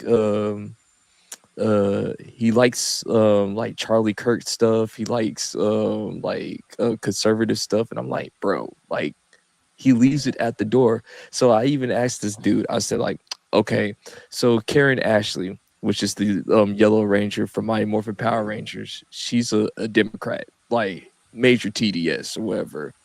Her and Jason Font are like really good friends. They literally do conventions together. They both leave it at the door. Like, so you're trying to cancel this guy because you don't like him because he likes Trump, and that's not right and everything. That's not right. That's all. Yeah, I want to tack on a real quick thing before you go on, Chris. I think that's one other hard thing why buying the whole like selling the tokusatsu to the people is really hard, because it's kind of like the My Hero community situation where the work is really good, but the community is absolutely insane because like you said, it really swings one direction for some reason. It's with Power Rangers, with Transformers as well. I've observed, and I understand why, but I've also noticed like they're definitely like conservative who enjoy this work. Like I know I have a friend who's like like you said, very like conservative. He loves Power Rangers, you know, loves Transformers, but he just can't speak up, you know, in those spaces about like, because first of all, he doesn't care. Like, you know, he's chill with you if you just chill with him. But you know, if you were to talk politics, like he can't say anything because, you know, they're all gonna dog on him because like that's the mob mentality that's been cultivated with these fan communities, which is absolutely insane. Because like, you know, when I go to a convention, I don't go around asking people, hey yo, who did you vote for? Like, you know, in the election. I was like, hey yo, you I don't like the anime. what? You don't go around asking people what their politics are and who they voted for and what are their feelings about transgender. You don't do that, name? What? Don't everybody do that, bro? You don't. Nope. Bro, I usually tell people. I usually tell people who do that shit, get the fuck away from me. I'm trying to have fun. DA, you gave us everyone a survey but him about this. What the fuck is going on? I don't know, man. How did I miss Bro, out? Look, like, I want to play what he actually name on said. the survey? Let me let you guys hear all of this bigotry and everything that he was saying, I guess, regarding the LGBTQ community. Just listen to what he says and come up with your own conclusions if this is somebody that's dangerous that you need to be scared of. A lot of that money flowing in to help democratic socialism when you have a very different vision for the future for the country. And I think if people had been listening to you inside Bungie would be in a better place. What do you think might be a better place for America going forward than what we are watching from some sections of the East and West Coast? I talk about an existential threat. This is where we are right now. We are on the cliff looking down into the abyss. And the abyss is Marxism. It's anti-Western philosophy. There's a weird alliance of all these groups that are, like to pretend like they're oppressed. So the LGBTQ plus people, the Islamists, the Marxists, they're all together now. A lot of that money flowing in. That was it, bro. That was the scary. That was the scary language. Can I Wait. So dude is based as fuck. So you're telling me this guy actually pointed out that you have a bunch of people who really have nothing in common, but they believe the same thing of, Western civilization bad. They took something like that out of context just because, he doesn't want to say that we're good. No, of course you're not. You're the kind of people who get mad if someone doesn't try to get to know you something about you that, guess what, has no relevance. It's kind of like what I tell people who try to introduce themselves to me. But like, hi, my name is so and I'm gay. Wait, why do I need to know if you're gay? Like, are you gonna give me a BJ? Is that what's gonna happen? No, I don't need to know that. What? There's a reason. I'm like. Oh, someone's been watching Hello Kitty. Jesus, what kind of interactions are you having? I mean, like when I'm online and somebody says, "Hey, how are you?" I look at some of these people all right. I'm looking at some of these people like, don't ask, don't tell was a policy for a reason. Like, you mean to tell me you can't take the fact that someone may have a different point of view about you, and you can't even look at yourself and go, hey, you know what? That's the problem. No wonder why every community is basically fighting amongst themselves nowadays. Yeah. I mean, if you have friends that are in the LGBTQ community, most of them don't even like being figs. I'll say that and everything. Like, that's the word that I will use to, like, they don't like that type of people because they just want to be considered normal. They just want to do their jobs, do their thing, go like love who they want to love. Them being with the same person is not them 100% of the time. They got other interests, like, I mean, that's what normal people do. So, not the F words. Yeah, I mean, he brings up a good point. Like these groups, they bond together because of like this perceived idea of oppression. And guys, I was in the mainland for a few weeks, right? I just got back. We're back in the big glorious USA, and I gotta tell you something. These guys that always talk about. Does anyone know North Korean? Because I can't understand this fucking guy. What's he saying? No, but it's crazy. Side facts. I think you mean Vietnamese. Is that what it is? Same difference. Yeah, fucking. I'm kidding. But I'm gonna stop there. One of the things is that, you know, these guys, they all talk about this Traitor. struggle, and I saw a real struggle over there. You know, I was waiting in line to get a drink, and there was a little girl, you know, no older than like 4th, 5th grade. She had to make she was like, you know, hungry, and she was selling lottery tickets to get by. Like she you know, she had to, you know, not even a legal age to work a job, but she had to help. It was her mom, her grandmother, and her running a little operation to sell, just to try to get, you know, to see if they can eat for the day. And I saw that. I'm like, bro, what are you complaining at back home? Like, I understand you have problems, but like, you have to realize, like, guys, we live in a first world country. This is like, well, I mean, look, like they showed this, you know, and what he's talking about is this coalition of people that want to be oppressed or think they're oppressed, think there's some oppression that's coming down on them. And it says this little socialism is pride. And it's from the Democrat Socialists of America. And they're pushing these, you know, it's about gathering up all of these groups. You know, it's cultural Marxism. All right. That's basically, you know, what cultural Marxism ultimately ends up as. It's like all of you are oppressed. And it's time to take down the power structures that exist. And so this guy basically saying, the way I read it is, you guys are being used. Like he's basically saying all of these different groups are being used by the Marxists to gain power. Oh, you're oppressed. Join us. This. Yep. That's all it is. That's all this guy is literally saying. And like you just said, Kreese, a lot of these folks, they just want to go about their daily business. I don't want who I sleep with to become like the talking point of the day or anything in my personal life. I just want to live my life, go about my business, do what it is that I do. I'm not trying to like, oh, I need to scream it out. Pride. Like, no, man, I just want to be a normal person. Yeah. I don't want it. I don't even want to talk about sex. Sex is like something I do in the bedroom with the people the person I love or whatever. It's not something that's a real part of my personality like that. But the problem is that a lot of folks in that community make that them. Like who I'm sleeping with is my personality. And that's so boring to me. Yeah. It's a boring part of your personality. The only thing, if the only thing that's interesting about you is who you sleep with, you're not interesting. I'm sorry. Yeah. Like, exactly, because that's all it is. Here's the thing. I've actually researched Marxism. This stuff should never happen again. But the thing is, we always know every generation has a bunch of what? Useful idiots. And we just seen exactly, Shintendo, Useful Idiots 101. And congratulations, we just heard about some of them. I'm just going to say this. Malcolm X warned us about these people and everything. He warned you and everything. He warned you like in the late 60s, the early 60s, 1963, when he was talking about black people in this Democratic Party. Like, you're on a plantation. Like, he basically, like, here's the thing. I remember, Kreese, I know what you're talking about because he said it himself, and I actually looked at the quote. He said the worst person the black person could ever trust is the white liberal, not the white conservative, the white liberal. Because the white conservative will tell you straight up to your face. The white liberal smiling in your face, but has the knife behind his back. Yeah. Yep.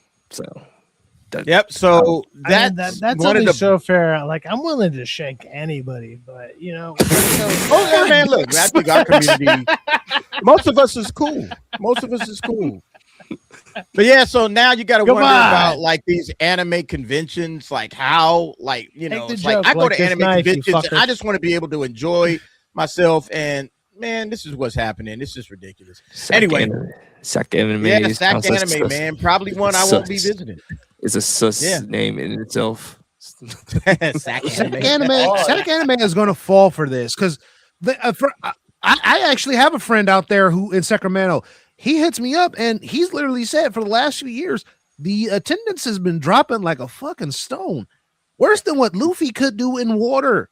So you got Marty O'Donnell, one of the OGs of musical composition in video games, getting disinvited.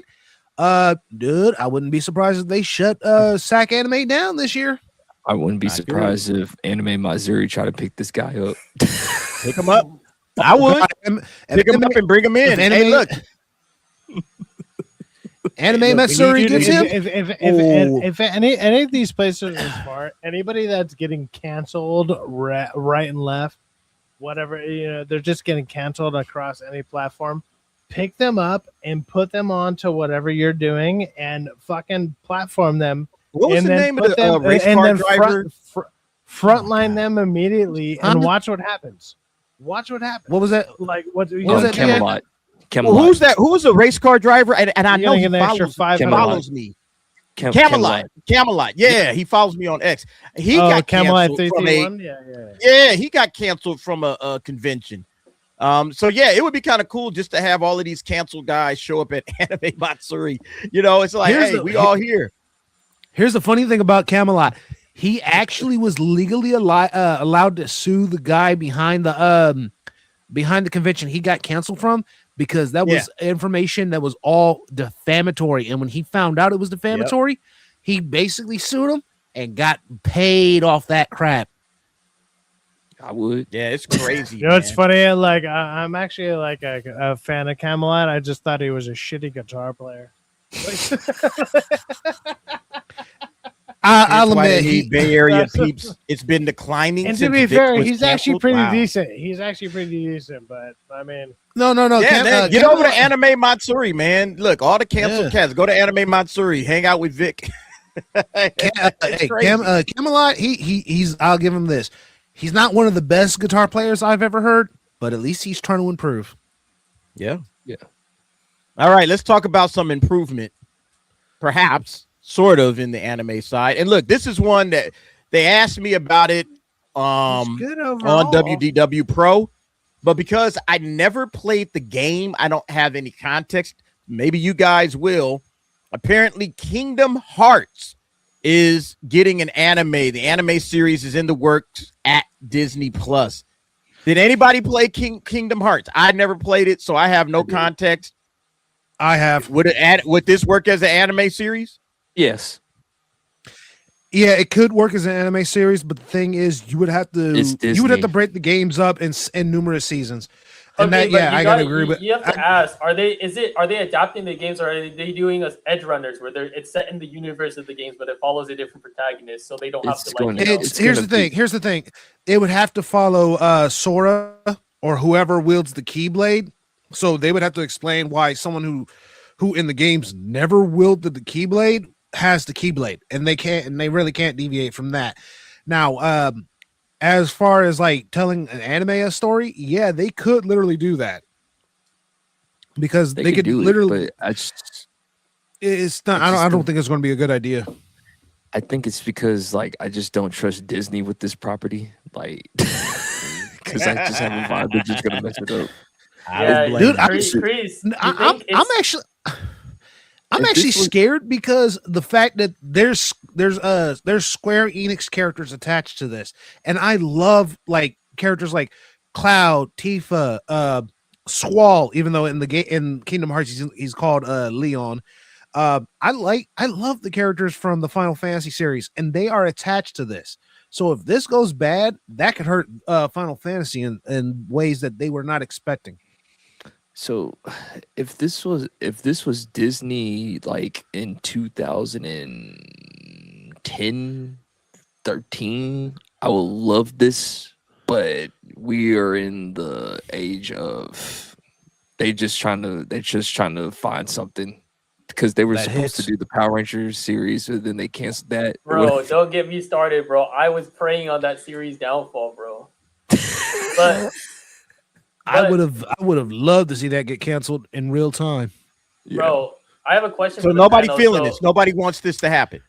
I have a question for the panel. Do you guys think this is they only doing this because anime is such a hot commodity right now? Because we saw Twisted Wonderland, I think last year, and I know that's been a game, but it's the same formula. It was a game, and then now they're like, oh, we could probably turn it into a series. You think they're just trying to ride off the coaches of the anime trend? Because it seems like it, yeah. Yeah, anime is popping. Yeah, Let's I grab went some to- old title and switch Because it when up I in was in anime. Vietnam, there was some Disney princess merch that had in the style of anime. It was kind of like, I don't know how to describe it. It wasn't exactly Ghibli, but it was definitely in an anime style. And they were licensed Disney princesses. It was Ariel, Snow White, but it was like an anime style instead of the classic Western cartoon. Hey, name, did you buy anything while you were there? Do you have some merch that you can share and show off? Bro, You got some hold some. up. All right. Let's let name gonna go grab his goodie bag or whatever that he got over there in Vietnam. I want to see what they got over there, man. I was curious. I was like, come back with your swag bag. Show us what you got, name. Yeah. Oh shit! Wait, let's go. Let's see it. All right, name, going it up. All right, name. $5 Bro, is good. You've been, like I said, DA. You got the I Hello told you in Kitty the private gun. chat. I'm a team player. You've been getting a lot of slander recently. You got the Hello so Kitty gun. I'm gonna have to take some heat off of you, bro. I got my goat Kadokawa right here. I got his best friend Hachiware. What the heck? I got the goat Usagi. He got them all, man. He got the whole family. Here Bro, we I go. I got the fairy version of Usagi, the magical girl. And he the been cousins. Bro, Name was waiting to get these. Usagi on the scarf, bro. And I got Jesus Usagi, bro. Look at this. Wow. Bro, Name, if you were here right now, I'd hug you for that because that's just so funny.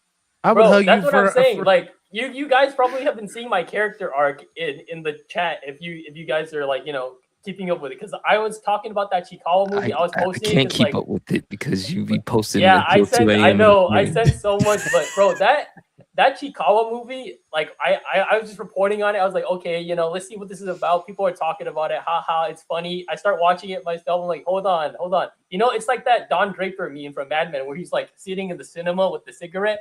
That's how I was watching some of the episodes. I was like, hold on. What they're cooking something, and then. Bro, it was funny because initially I just bought the little rabbit. I just bought this guy, and then I started watching it more. I'm like, he just got the whole set. I guess, bro. like, hey, bro, dude, the conversion He rate. trying to give me that. Look, he tried to get me this Hello Kitty grief, and he got a whole set of these dudes, man. He tried to sweat me on some Hello Kitty shit that I ain't got one piece of Hello Kitty. You will not see any Hello Kitty anywhere in this room. But Name just went up there and bought up the whole store of Chikawa shit. Let me tell you a story, bro. I when I brought that to the counter, the cashiers were two girls, and they're whispering amongst each other, and my mom was laughing her ass off. And then when I went outside, I'm like, Mom, why are you laughing so hard? They're like, oh, they saw you bring that up, and they're playing. You talk to him. No, you talk to him, bro. This is the secret meta. It's not Labubu's. It's not Hello Kitty. It's Chikawa, bro. No, but Did you get the digits? Name? Did you get the digits?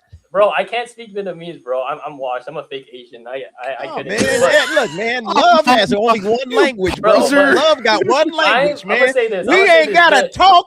What are we talking for, bro? What are you talking about? Bro, I'm not built like T. I just can't play Connect 4 with the first girl I see, man. Like you went all the way to Vietnam and you didn't get no skins, man. Come on, bro. But for real, wife. You should have two wives. I'm gonna put you guys on some actual game. On all seriousness, the conversion rate from the US dollar to the Vietnamese currency is actually insane. I was able to get so much of this merch for dirt cheap compared to what I would have had paid for it over here. Yeah. Dude, I gotta agree with you, Crease. All that. You know what else is cheap over there? No, but I bought. I don't think you want to go that far there, my DA. cousin, he was looking at a $40 Mau at the US. $40 before tax and shipping. I got it for $21, no tax over there. It's like it's quite literally money laundering. Uniqlo, their collab shirt, they cost $30 before tax and before tax over here. It's $15 flat over there. Like you can literally start a money laundering operation, and this is not an endorsement. I bet you could. That, but I'm just saying, like the US dollar, man. That thing is the cracked. views of Name does not reflect on the exactly, bro. Yo. All All right. Someone- Yeah, I just thought that was you know, an interesting topic. I didn't know if Kingdom Hearts was good, bad, or whatever, because I never played it, never, you know, messed with the game itself. I've heard a lot of people say you need to play Kingdom Hearts. It's really good. I've heard people give me that advice, but I just never took it. But now it's getting to anime. So maybe the anime will ultimately sell me on the game. You know, like if I watch the anime and I like the anime, maybe I'll like the game, you know, because they can sell each other. Can I say one? Yeah. Go ahead, man. Speak up, Chris. Let me say this. I think with this new animes, there's probably going to be a revamp of like the Disney villains, though, too. Like this is their chance to like reintroduce them again, or whatever. So I think that's another reason why they want to go ahead and do this anime too, because they, you know, you could have him go against Jafar, Ursula. I have a question. I have a question, Chris, about the So in the games, were the Disney villains still like, you know, evil as they were in the movies, or did they go through the redemption arc? Because I feel like with modern modern writing, they would probably tweak it a bit and make it anime original. They were still evil, and here's the thing: and some of those, you were literally playing the storyline of that respective movie. So, Jafar like for example, man. yeah, Jafar was basically hard as hell. He was the most powerful sorcerer in the world, so like you died so many times. Fuck you, Jafar. And you actually, and I forget which one it was, because I think Jafar did come back. I may be wrong, but you did fight him as a genie, and he was basically giving you the business. Return of Jafar. Yeah. So. Yeah. All right. Another topic of conversation, and I want to get everybody's opinion on this. Kadokawa. We talk about Kadokawa. It seems like we talk about him like every other week, man. There's always something going on with him. Well, they have reported significant losses in the anime business this past quarter, despite rising revenue from hits like Re:Zero. Obviously, you know, every time we talk about anime losing money, first thing we talk about is piracy. On the piracy. Piracy starting to come into the mix. All right. You know, is that the problem? So, yeah, let's read through this. Kadokawa recently published its financial results for the first quarter of the fiscal year, April to June. All right, so that's our second quarter, April to June, but it was their first quarter for Kadokawa. According to the report, the company saw an operating loss of 660 million yen, roughly 4.1 million US in its anime and live service business. It's worth noting that this doesn't mean Kadokawa published anime have been performing poorly. Segment revenue actually grew by 27.4% year over year, and by 22.8% for live service shows. The company especially highlighted by the strong global and domestic performance of anime titles like Re:Zero, Classroom of the Elite, and The Barbarian's Bride. However, Kadokawa says segment-wide profitability declined significantly due to the ongoing rise of anime production costs. This has been something of a tendency in Japan's anime industry in recent years, referred to by the Teikoku Databank as a profitless boom, where anime grows increasingly successful and in demand, but the expenses of making it leave production companies with declining profit margins or even losses. So they're making anime is booming, but because of how much it's costing to make anime, and look, they're not going to say it here, but if the margins are declining, there's got to be some piracy concerns in that, because they're not getting as much money from the people who pirate it as they could be getting if they didn't pirate it. So our weekly pirate conversation is in the house. What do y'all think? Kadokawa saying they ain't making money. Let's start with Stacy, and then we'll go up to Crease and then down the name. It could be piracy, but you got to look at what's like how the production's costs are going. So that could probably be the main thing there. Or they're probably not being able to get it out there as fast as they want it. So it would have to be dependent on what they say the factors is. But I just know that that definitely hurts. Yep. Freeze, what y'all thoughts are, bro? It's it's like I always say, man, like this is gonna keep on happening until the good Lord takes us, man. Like I don't think it's ever gonna be solved or whatever, because unless you want to collect physical media, which that's being too expensive and they're trying to take that away, or you want to, you don't, like, some people don't want to subscribe to the streaming service, so because you don't want to keep on paying for a license, and then you got people that are just going to keep on pirating. I mean, I think it's just going to be that forever problem or whatever. It's I don't think there is no more solutions to it other than if you like an anime, I say you try to buy the physical copy or like do as much as you can, download it or whatever. But that's my thoughts on the whole entire thing. Name, go ahead.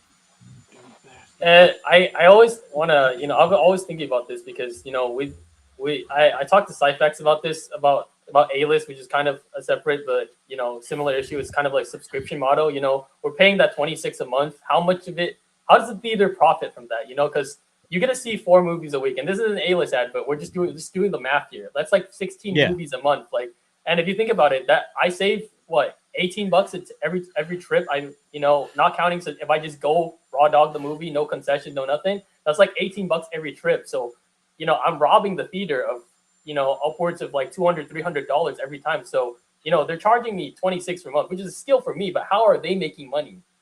And I kind of try to apply the same mindset to this streaming model. It's like, okay, like if after we break down all the licensing, because, that the license is the Crunchyroll probably has to take a cut.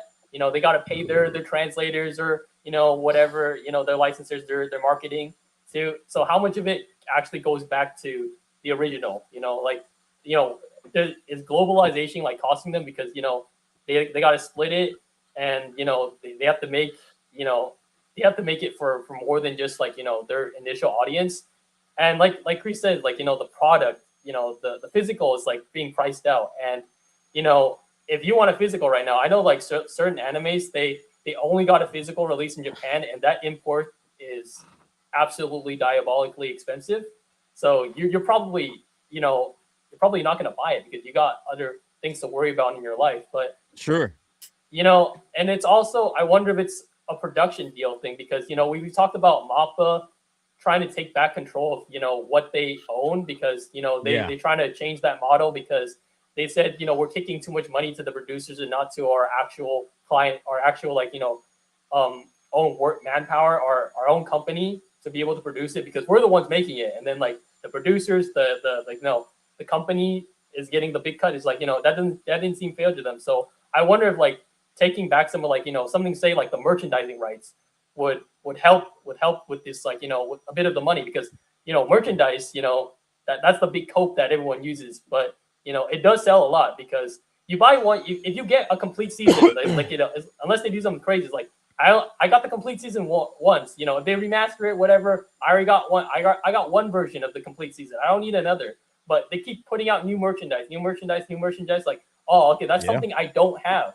That's something new that I don't have. Like, I may have a version. I think the merchandise absolutely could help out in a lot of ways because you drop a new figurine, or you drop some more, whatever your merchandise situation looks like. If you drop a new figurine or you drop a new T-shirt or a new design on a character, and everybody's going to eat it up, because they love the title, they love the property, and they want to support it, and they want the new shit. 100%. So they need to find other ways other than the anime itself to make money off anime. They do. They absolutely do, because the piracy, it's not going to go anywhere.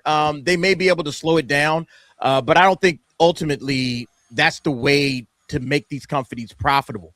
I think they really need to start thinking outside the box. Not that people should be pirating. Let me get that out the way. I'm not saying that, pirate all day. I'm not saying to do it or not to do it. But I say the companies need to figure out, okay, how do we get these pirates? How do we get money out of these pirates' pockets? And the way you do it is you start making merchandise, like you're saying, Name, that will make those. Oh man, look at this! Great. I'll just use Luffy because I love the One Piece lineup. I need a Luffy doll, and oh man, look at this new Luffy that they just came up with. I gotta have it. And so, boom, there you go, right there. That's And how you win. I agree with the merchandise. I agree with the merchandise idea. Like, for example, Rising of the Shield Hero. That is one of Kadokawa's animes. They could bring that in house because right now I think somebody outside of Kadokawa makes that manga. They could bring that back in house. But think of it like this: what if they put like little what's the word? Little statues or little figures of the legendary weapons, not just the four holy weapons, but all the legendary weapons. And then guess what? Now you got people who love that stuff. They're like, oh, I don't have the shield, I don't have the sword, I don't have the spear, the bow. You just keep bringing out new stuff. Yeah, like absolutely, just keep bringing out new shit again and again before and again. You move on to side facts, I want to ask one more question. Like maybe, and this is a really uncomfortable one, but maybe it's time to ask, like, anime studios, like, because we know like money is always a problem. They're putting all this money in and they're getting less out of it. Is it time for them to stop making as many projects? And I know that's a crazy thing because I love seeing all these new anime every season. We scroll down the list, there's so many, but is it time for us to see less to improve the working quality of the people and also the quality of the product? Because like I said, they're putting so much money not in just like your favorite anime, all these like little anime that's getting money too, and they don't always hit. Like DA, you like Liar Game, that was not a hit last season, as far as I know, because no one's really it's not. about it wasn't a hit at all. Exactly, but someone put money, they put time, they put passion into that. So is it and I'm not saying that it wasn't justified, but that could have probably, if we're speaking like logically, like wouldn't it make more sense to just put it to your A team, to your Demon Slayer, your JJK, your Chainsaw Man? Like, is that the future of the anime industry, where they just start having to prioritize the most profitable because it gives them the best returns, instead of actually working on like this little passion project that they feel strongly about, even though like they're not sure if it's going to hit with the global audience? Good question. All right, side facts. Anything to weigh in on this one before we move on? We got some super chats waiting. You're muted. I'll just say this, and Name was right with that, where it's like, hey, look, whatever is profitable is absolutely what they're going to aim in on. And yes, so you're just like, is that what they're going to aim for? Absolutely, of course they are, because everything is about profit with all these people. No matter what we think about it, it's always going to be profit first. And also at the same time, sometimes profit first also means possibly the better product. And if the better product happens to be profit first, great. And then they're going to capitalize on that, dude. And so you were right with that. Like, it's like, yeah, will we aim for that, or will they aim for that? Absolutely they will. They absolutely will. Of course they will. So, I mean, I guess that's all I got to say about that, because most of you guys covered basically everything else I wanted to say about it. Go ahead and hit them super chats. Hail to the chat. You guys are amazing. Thank you for sticking around. Yeah. What's up? All right. Look, Gilgamesh for $2. A DA has a Hello Kitty onesie for my granddaughter. Yeah. Okay. My granddaughter is going to get a lot of Hello Kitty. Hey, feel free to send me all the Hello Kitty merch you want to. I'll just hand that over to little Jenny, and she'll love it. All right. I'll get that to my granddaughter, and she'll love it. Thanks, Gilgamesh, for the 2. Name cosplays as Hello Kitty. Well, nah, he liked it. What was it? What's the name of that main Kira? Was it Chikawa? Bro, what's the name of the main one? Is that the main one's name? Chikawa? Yeah, that's the main one. But I like this one, Usagi, bro. This man is. Everyone knows if DA is a real one, he's gonna put one Hello Kitty thing in the background, and you're gonna have to find it. He's gonna hide it within all his shit. But come on, exactly. Let's do it. Yep. Gilgamesh comes back with another $10. Man, Gilgamesh, man, you coming through tonight. Thanks, bro. Kata's so short that Tony Cox said he's short. Okay. Y'all know it's crazy. Kid has been here this whole time. He's hiding within DA's figurines back there. You can't see him. You can't see him. His toes are showing, which he'll love about that. Oh, that's funny.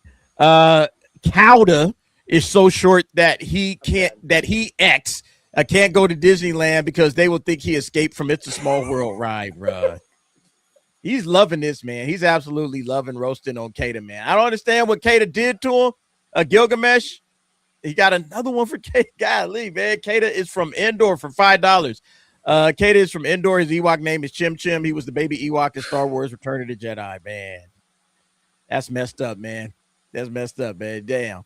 Kata's a cool brother, man. He did nothing to y'all, but y'all keep roasting him, man. I'm sure Kata don't care. I'm right. But look, if y'all get over there on New Black Street, if y'all was up there earlier today, right? I think they had Drinker on New Black Street, if I'm not mistaken. Yeah, they did. They did, right? Yeah. Yeah, get over there and support Kata, man. I think his link is in this one, or if it's not, it's in the Nightcap streams. Go support Kata, man. Cool dude, man. Thank you very much. And then lastly, we got Stacy Gardner. Kata is just catching nothing but straight shots. Poor Kata, bro. Ain't it, man? He just catching randoms from Gilgamesh. Gilgamesh you should be grateful. Got a hate boner for Kata for some reason. Kata took the target off of you. Gilgamesh was all like last week. He was all Hello Kitty, right? now he's going Kata should feel thankful. He's not even on here, and he's getting roasted more than anybody here on this stream at all. Dude, man. You're not even here, and you're still getting talked about. They was talking. That crazy, should be a compliment. That's that should be a massive compliment. Yeah, and that is a massive compliment. That's how big he's getting. You know, he be on open bar. Kata, you're out there killing it. If you hear this, much love, brother. Yeah, Kata's he was on open bar. I saw him. He's been on Friday Night Tights. So Kata's doing his thing. He's blowing up like we all thought he should. And I think he got his studio hooked back up, you know, and so now he's about to drop some more vids. Everybody get over and sub to Kata if you have not already done so. All right. Khalil Too Short. Thank you very much, Dragon Master Zero, for putting the details out there. Much love to you. All right. Thanks to the super chatters. A little All Might for you, and then we get to the last topic.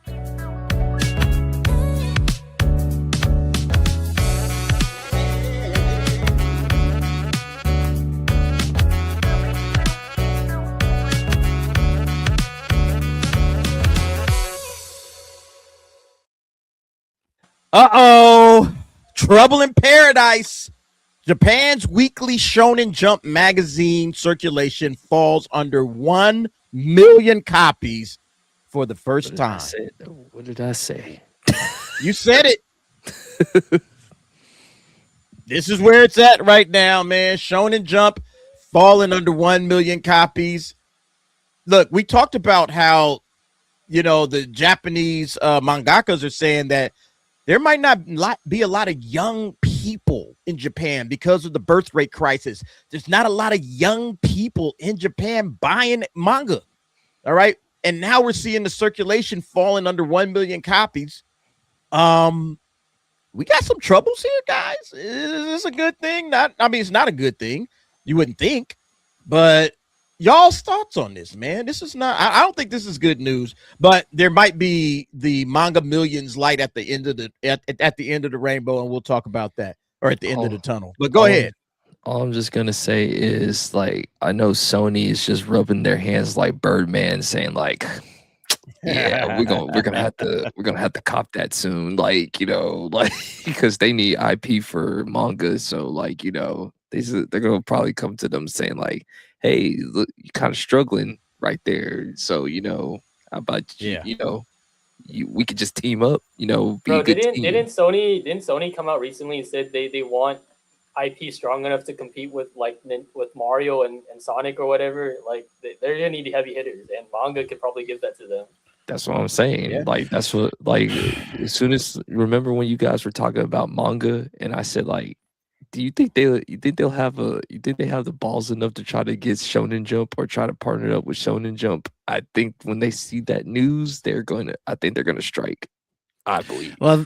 Well, they actually did. There was a Shonen Jump versus game, and PlayStation for a while did have it as an exclusive, but after a short period, then it just became like widely available across other platforms. So yeah, wouldn't be the first time. So I wouldn't be surprised if they go back to the well on that. Yeah, because I know what game you're talking about is the Victory Versus. So yeah, Yeah, I think Sony, like I said, they're gonna be rubbing their hands like Birdman, trying to say, "Let's do this thing. Let's go ahead. Let's get this." Like, Now, one of these domestic journalists is arguing that it doesn't mean the manga industry is in trouble. Just because Shonen Jump's print circulation dropped below 1 million for the first time, it doesn't mean anything's wrong. Are you in agreement with this? Doesn't really mean anything. Yeah, DA, I think that the people read the final chapter of the Sakamoto days, and that's why the sales dropped, because they're like, bro, I'm not buying no more Shonen Jump. I'm just kidding. But I think a big problem, we've talked to, you guys have talked about it, not just on this stream, but on several other streams, that the big problem is that you're now competing with so many different formats for kids' attentions nowadays. And I think the big one is like TikTok, YouTube Shorts, YouTube in general. Sure, yeah, they're getting their entertainment from that, because you don't have to put in the energy to read. It's just like being fed to you, because it's someone's already saying it to you. The AI is reading it to you, or and also it saves you the trouble of having to go to the store and pick it up. And also, I don't know if they do have that digital over there, or if it's as big as it is over here, but I think they do have a digital Shonen Jump. It's just they're very traditional, and they still kind of like the physical copy. But I think more kids are just starting to hop on the digital recently, because it's just more convenient. It's like, I already have my phone to watch YouTube, TikTok. Like, why not just make it my Shonen Jump app too? Instead of having to walk to the convenience store, spend like a few dollars just to pick it up. I can just do it from like the comfort of my home. And I also I won't have to clutter it up too. Because I love physical media, but it does take up space, and depending on like where you live, or like how big your room is, like that's in short supply. So I think these are factors that are absolutely in consideration. But look, I think to go for that long, not dropping under 1 million, that's pretty a legendary run, especially because you're putting this out weekly. So you've had like a really strong retention, and I don't know what argument he's about to make. I don't want to take up this point long, but I think 1 week is not that bad. If this becomes like a constant, then okay, you should start worrying. But I think 1 week, and however long they've been publishing, is we all have our off days. Yeah. So what basically is kind of what you were saying here. This guy Daisuke Okura of the Japanese media outlet Limo is declining. Says a declining print circulation doesn't mean that the manga business itself is facing a slump. According to Okura, a big reason behind the decline of print copies is a wider shift in the environment surrounding the manga industry. Manga is in the center of Japan's IP business, often being used as source material for other media forms. So with the evolution of Japanese content, the manga scene is bound to adapt. So it's like, we're getting a lot of stuff going to anime immediately, or a lot faster. I don't have to read the manga. I'll just wait for the good stuff to come out in anime, and then maybe I circle back. Right, I circle back to the manga later. It used to go in one direction, now maybe reversing. But to me, I think, to your point, Name, there's a lot of different ways to consume media. There's a lot of different types of media that people are watching and consuming. So to do what they were doing for so long is impressive as hell. Yeah. All right, let's just call it like that. It's impressive. Like Chris said last week, the brand synergy that Japan has between manga and anime is so strong, because it's often a 1-to-1 adaptation. It's not like the West, we bring up Marvel for an example, where it's not, they don't do 1-to-1. The MCU is a loose adaptation of the comic. So when you buy the comic, it's like, dude, I didn't watch this in the movie. So it's like, it doesn't sell. They don't sell one another. If it's good enough for like a movie. Well, no. Okay. That now I will. We used to have to go and read through all. It's a perfect example. Say all of a sudden you just learned about fucking Iron Man, and you're like, hey, you go to your local comic shop, and you're like, hey, give me the new Iron Man right now, and Iron Man is doing nothing what you just saw in the movies. You're like, what the fuck is this? Right? It's like they don't do that. If you go to anime, more than likely it'll be a 1-to-1. I mean, you might be ahead of the anime, but whatever your first issue is, or whatever, it will probably be almost a 1-to-1 in adaptation, almost 1-to-1, which is crazy. Yeah. But look, do that. We have something new that's hit the scene, and we talked about it. We talked about it last week. We have Manga Million, and Manga Million has tons of titles. All right, new titles, all manga. You could go online. You could read it right now. All right, got the Prince of Tennis. All right, I never read that, but might be pretty good. Beautiful. Oh my god, The anime is pretty good. Hunter. Yeah, look at this, man. This is crazy. All right, JoJo's Bizarre Adventure Part 1, Phantom Blood. I mean, you got a ton of manga right now, free as hell. All right, you don't have to pay one skinny penny for any of this, okay? And then you could go and look at your recently read titles, okay? You got One Piece out here, all right? And what I like about it is when you go to this little menu and you go to manga list, you know, you can see what's available. 382 titles. All right, that's 382 manga. You'll never get to the end of this list. Never. All right. But you can also sort by recently updated. So you're saying, okay, what do I want to read? Oh, there you go. Name the 100 girlfriends who really, really, really, really, really love you. That's perfect, right? That's Name's jam, man. He loves it. So you got that. Astra Lost in Space. A yaoi psychiatrist. All right. If that's what you into. Excuse me, DA. Spy Family in 26 languages. DA, before you go any further, I did watch an episode of that, and I swear to God, the main character reminded me so much of Name. Oh, damn, that's a compliment. That man is. Was it because he is your like potential boyfriend? What's going on? Look, Sci-Fax, look. I have no idea what you're talking about, Sci-Fax. Like him right now, bro. Defend it, I dare you, bro. No, but I think this is a part of the conversation now. Yeah, it's that, you know, Shueisha came up with a solution to piracy. Let's just be honest about it. Yep. And now, Shonen Jump might say, hey, you know, because they're also owned by Shueisha, maybe we might need to, you know, pivot over to, you know, digital manga a little bit stronger. I don't know. What do y'all think? I think they got to start licensing it out, just like how most TV series license their stuff out to like Netflix and other streaming services. You just got to start. It's an inevitable. You have to do it, or whatever. They just can't stay on Shonen Jump, or else they will get bought by Sony. That's how I see it. Like, there's no way. And Shueisha ain't about to let that happen too easily. Yeah. No, not at all. I think the fear of, like, you know, or the concern that comes with that is, you know, when you license it out, how much control of it do you retain? Does the original manga can retain? Like, is he gonna start getting like people doing spin-offs? Like, if let's say Horikoshi licensed My Hero, is he gonna have like, you know, Dan Slott start doing like a Kamui Woods like fucking spin-off for him? Like, you know, because when you license it out, you know, you're making a deal. Like, you know, I have some of this right, but you're still gonna concede some stuff because they're like, hey, you know, we're putting it on our platform. We're putting if it's not a big manga, especially they're taking a risk on you. You know, it's like we're paying for the license to put this on, so you got to give us something in return if this doesn't, like, you know, if it's not like a One Piece hit. So I don't know. I'm a little concerned about that. You know, I think they got to get like a good lawyer in the room. You know, make sure like nothing fishy is going on, because, like, you know, when you license it out, I just hope it's just like, you know, you're just paying for the right to have the content, not just like, you know, the right to do whatever the fuck you want with it. Yeah.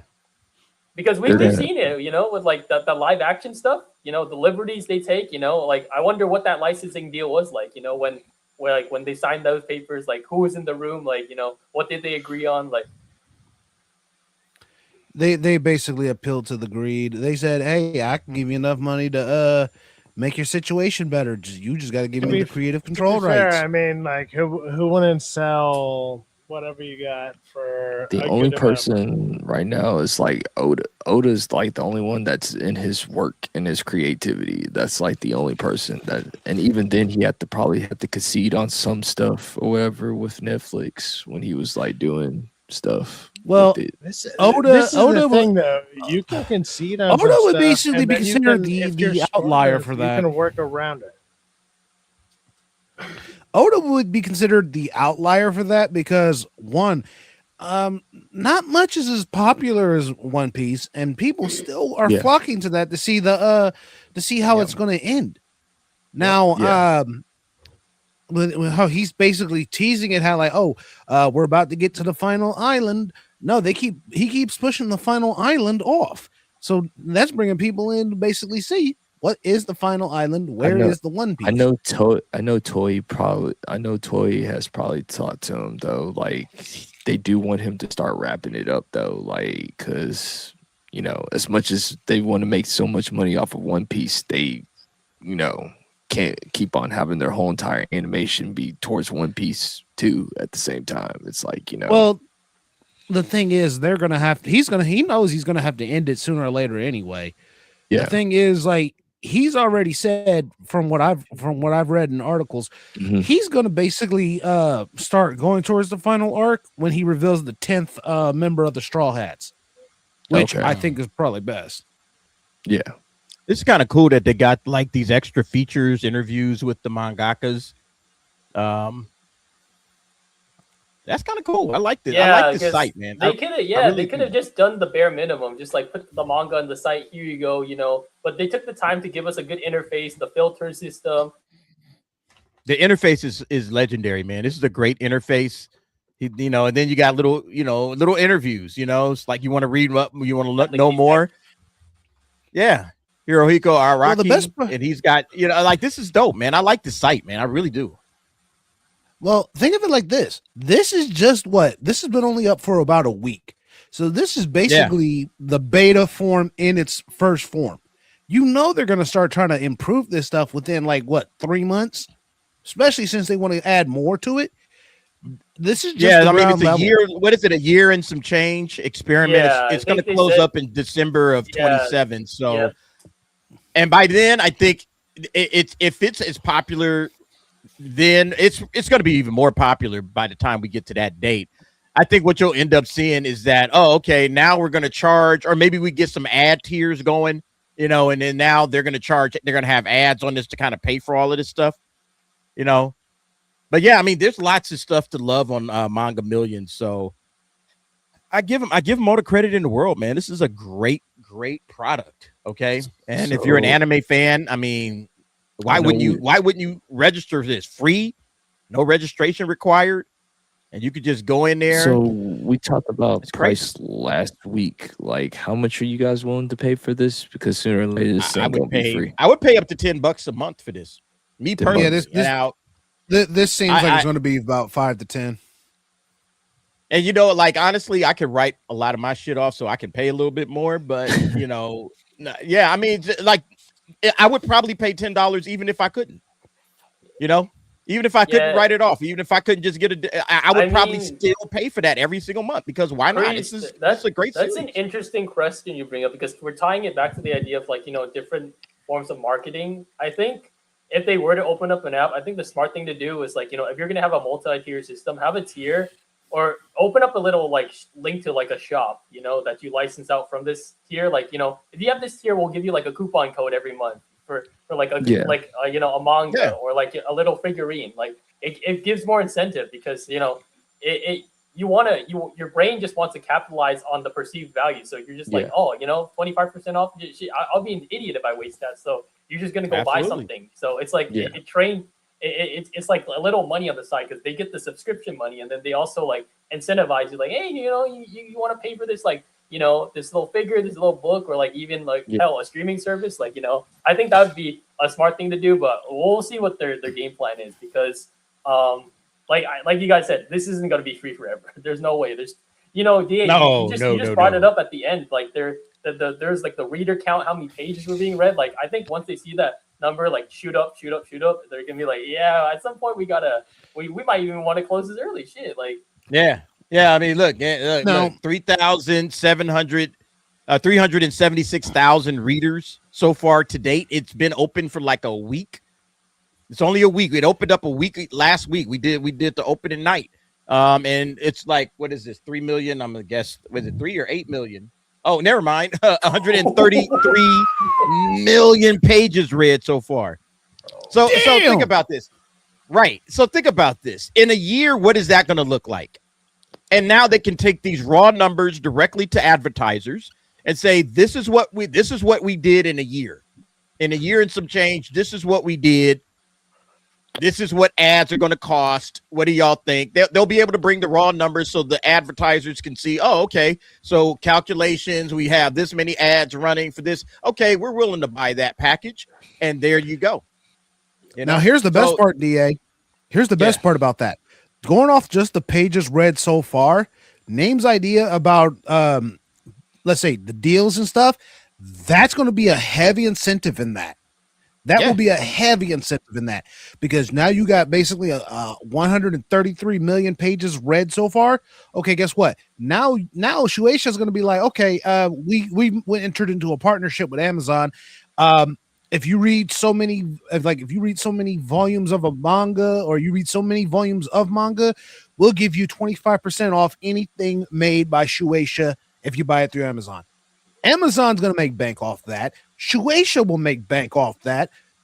With numbers like that, with the pages read like that, yeah, you're going to be stupid if you don't make that kind of offer.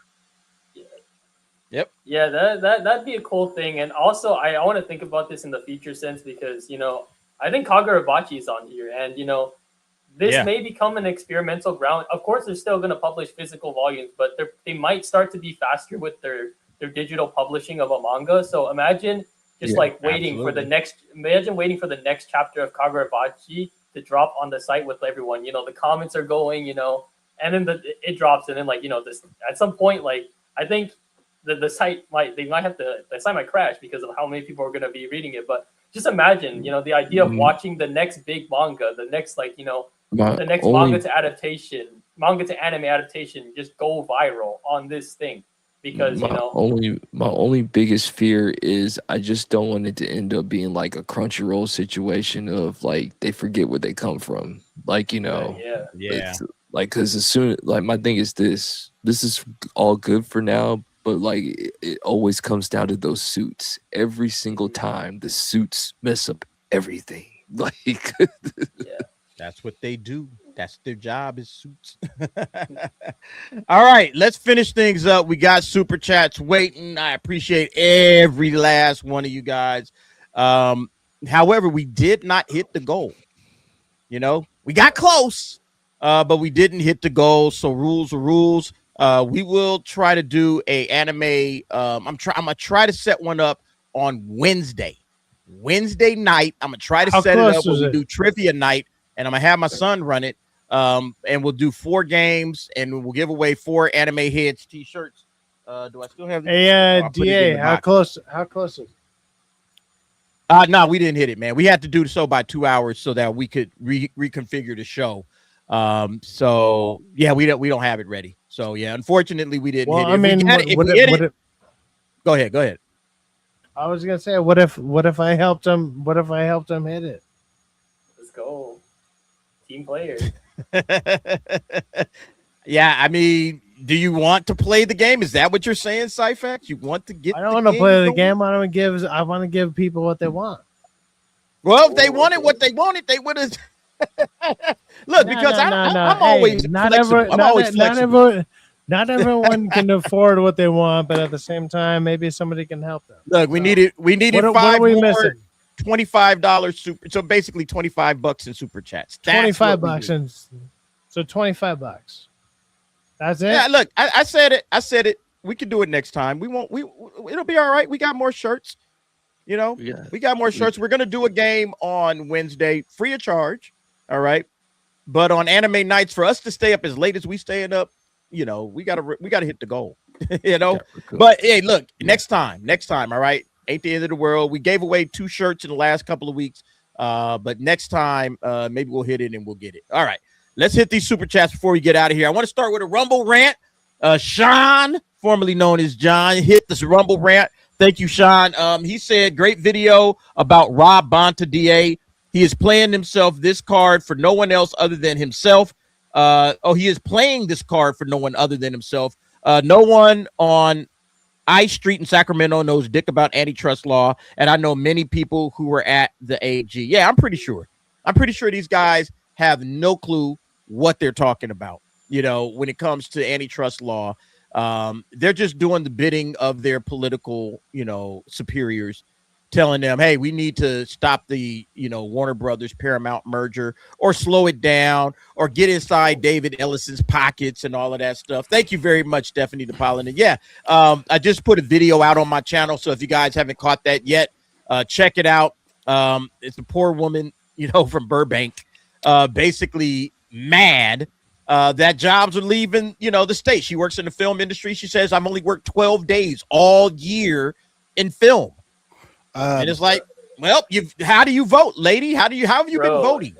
Yeah, you kind of did it to yourself, bro. It's like you said, DA. The suits and big wigs don't care about their constituents. They just care about what benefits them the most. And Rob Bonta, he probably wants to make some political maneuvers. So hey, man, DA, have you read the book The Rules for Radicals?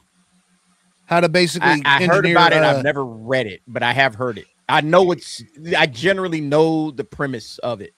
One of the rules that these idiots are doing is literally in that book. It's basically get control of the media, try to always have control of the media and control the narrative that way. Yep. With David Ellison buying Warner Brothers, which means he would own CNN if he does not sell it. He can actually have CNN become a middle marker in the store in the media, and that would flip everything that the left is trying to do on their heads. Absolutely. Thank you very much, Sean, for the $1 Rumble rant. Don't forget, folks, Rumble is a thing now. If you do want to rumble with us, we are over on Rumble, and if you do jump over on Rumble, and I'll put that in the chat right now, that's the link to this stream in Rumble, but you can also subscribe. Added 36 followers now, so we up 3 from yesterday, so that's good. So we're building. We want to get Rumble cracking off, and we'll do some Rumble exclusives once we get a certain number, and then the fun really begins. Gilgamesh coming in for $2. Kata was the baby, and Who Framed Roger Rabbit? What is he just keeps shooting at Kata, man. I think he's got now Kata, bruh. It's crazy, man. I think Gilgamesh has Kata-itis. Facts. Yeah. And do all of it. Hey, man, are you doing this on New Black Street? Probably not. Bro, he's doing DA Hello Kitty jokes on New Black Street. Right, exactly. Paul Martinez for $1.99. Hey, did you get a Frosty? Oh, of course, man. Yeah, it's fun. It's finished, man. All right. Frosty, done. All right. Game over for the Frosty. All right. We knocked that bad boy out. Lickety split. So yeah, not a problem on that. What was you saying, Stacy? Next time you get a Frosty, get one of the swirls. That's good. Appreciate you, Paul Martinez. And then we got Gilgamesh for $2. Kata has eyes. Only has eyes for Hunter Schafer. Wow. Ooh. Them's fighting words right now, man. I'm going to tell Kato on you, bro. This is crazy slant. What is the problem, man? That's crazy. Bro, this is crazy. All right, guys. Look, Cyfax still trying for y'all in the background. I'm just letting y'all know, man. Cyfax got I'm player, bro. I'm aiming for the people. He's a man of the people, man. You gotta love him, next man. Next time. Don't worry about it. We will get there next time. All right, we will get there next time for sure. But that'll do it for the show tonight. Thank you, everybody, for hanging out with us. Okay, on the anime nights. All right, don't forget Brandon, the anime guy. All right, tomorrow morning, Anime 101. That's a Saturday show. Everybody, make sure you go and watch Brandon. Links in the description for Brandon's channel. So if you haven't already subscribed, do so. Let's go around the horn. Let's see what y'all got coming up. MMA Crease King, we're gonna start with you. What you got coming up this week, bro?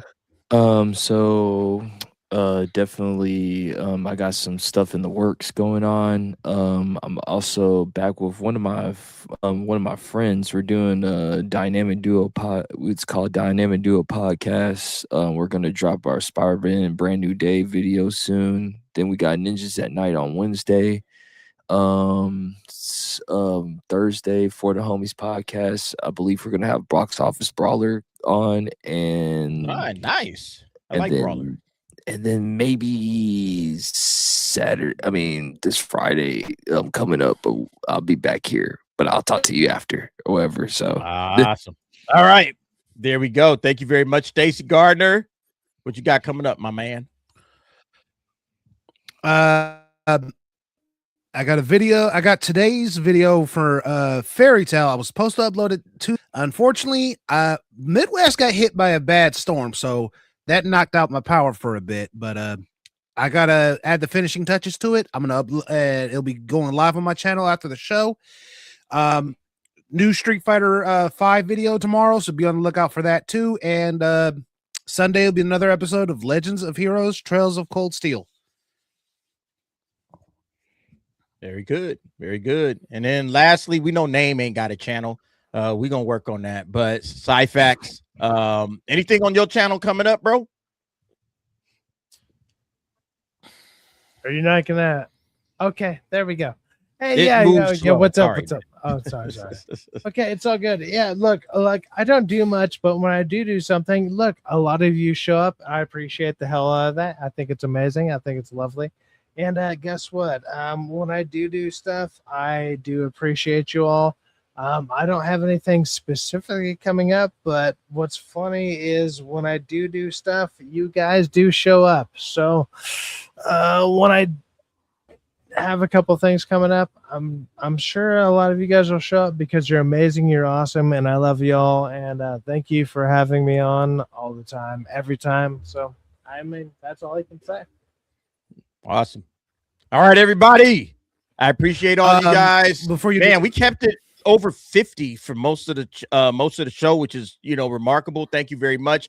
Make sure you hit the like button on your way out. That's really remarkable considering some of you guys are still watching it on Anime Heads. We got 6 people watching it on Rumble. So if we were to add all the numbers up, we've been well over like 65 folks watching for this, pretty much the entire stream. And so I appreciate everybody's support. We're going to continue to grow this channel out. We're going to grow our anime content. And yeah. All right. You want to say something, Stacy? I was just going to ask Cyfax if him and Angel playing Diablo this weekend. Because I did download it on my PS5, so I'm willing to jump in with you guys. Though, hey man, if you got offline. Yeah, talk about that offline. We'll talk about that later. Talk about that. Hit me up. Hit me up on X. Yeah. All right, guys. Everybody. Let's see. Is there anybody I can bounce you to? It's probably going to be Cinevier. Right. Let's see if I can bounce y'all to somebody, or is everybody sleeping up? No. Nobody. How about that, right? How about that? Okay. I'll send y'all you know what? The Nerdrotic 24/7 live stream is still going. So if y'all want to go and hang out on that thing's been going forever. If y'all want to go and watch a little go watch some old shit. Yeah, hey man, look, some of that stuff was good. I was like just listening one night, man. It's just like they're pretty funny. Cool. Yeah, for sure. All right, everybody, have a good one. Thank you very much. Gary on a whole other level. Oh yeah, man. Yeah, absolutely. Bro, DA, get Gary on anime nights, bro. Bruh, he would never come on anime nights. Like, what about this? I don't know shit about anime. Never. Dude, like we both know Gary. He ain't coming on anime nights. And to be fair, I'm actually in agreement. Look, we might be able to he's get not some coming other on here. FNT and G&G. We can maybe get some cats, but Gary ain't gonna be one of them. I can tell you that right now. All right, I don't think that happens. Y'all take it easy. Thank you very much for all the support and love. I will see y'all on the next one. And everybody have a great night. Peace. Peace.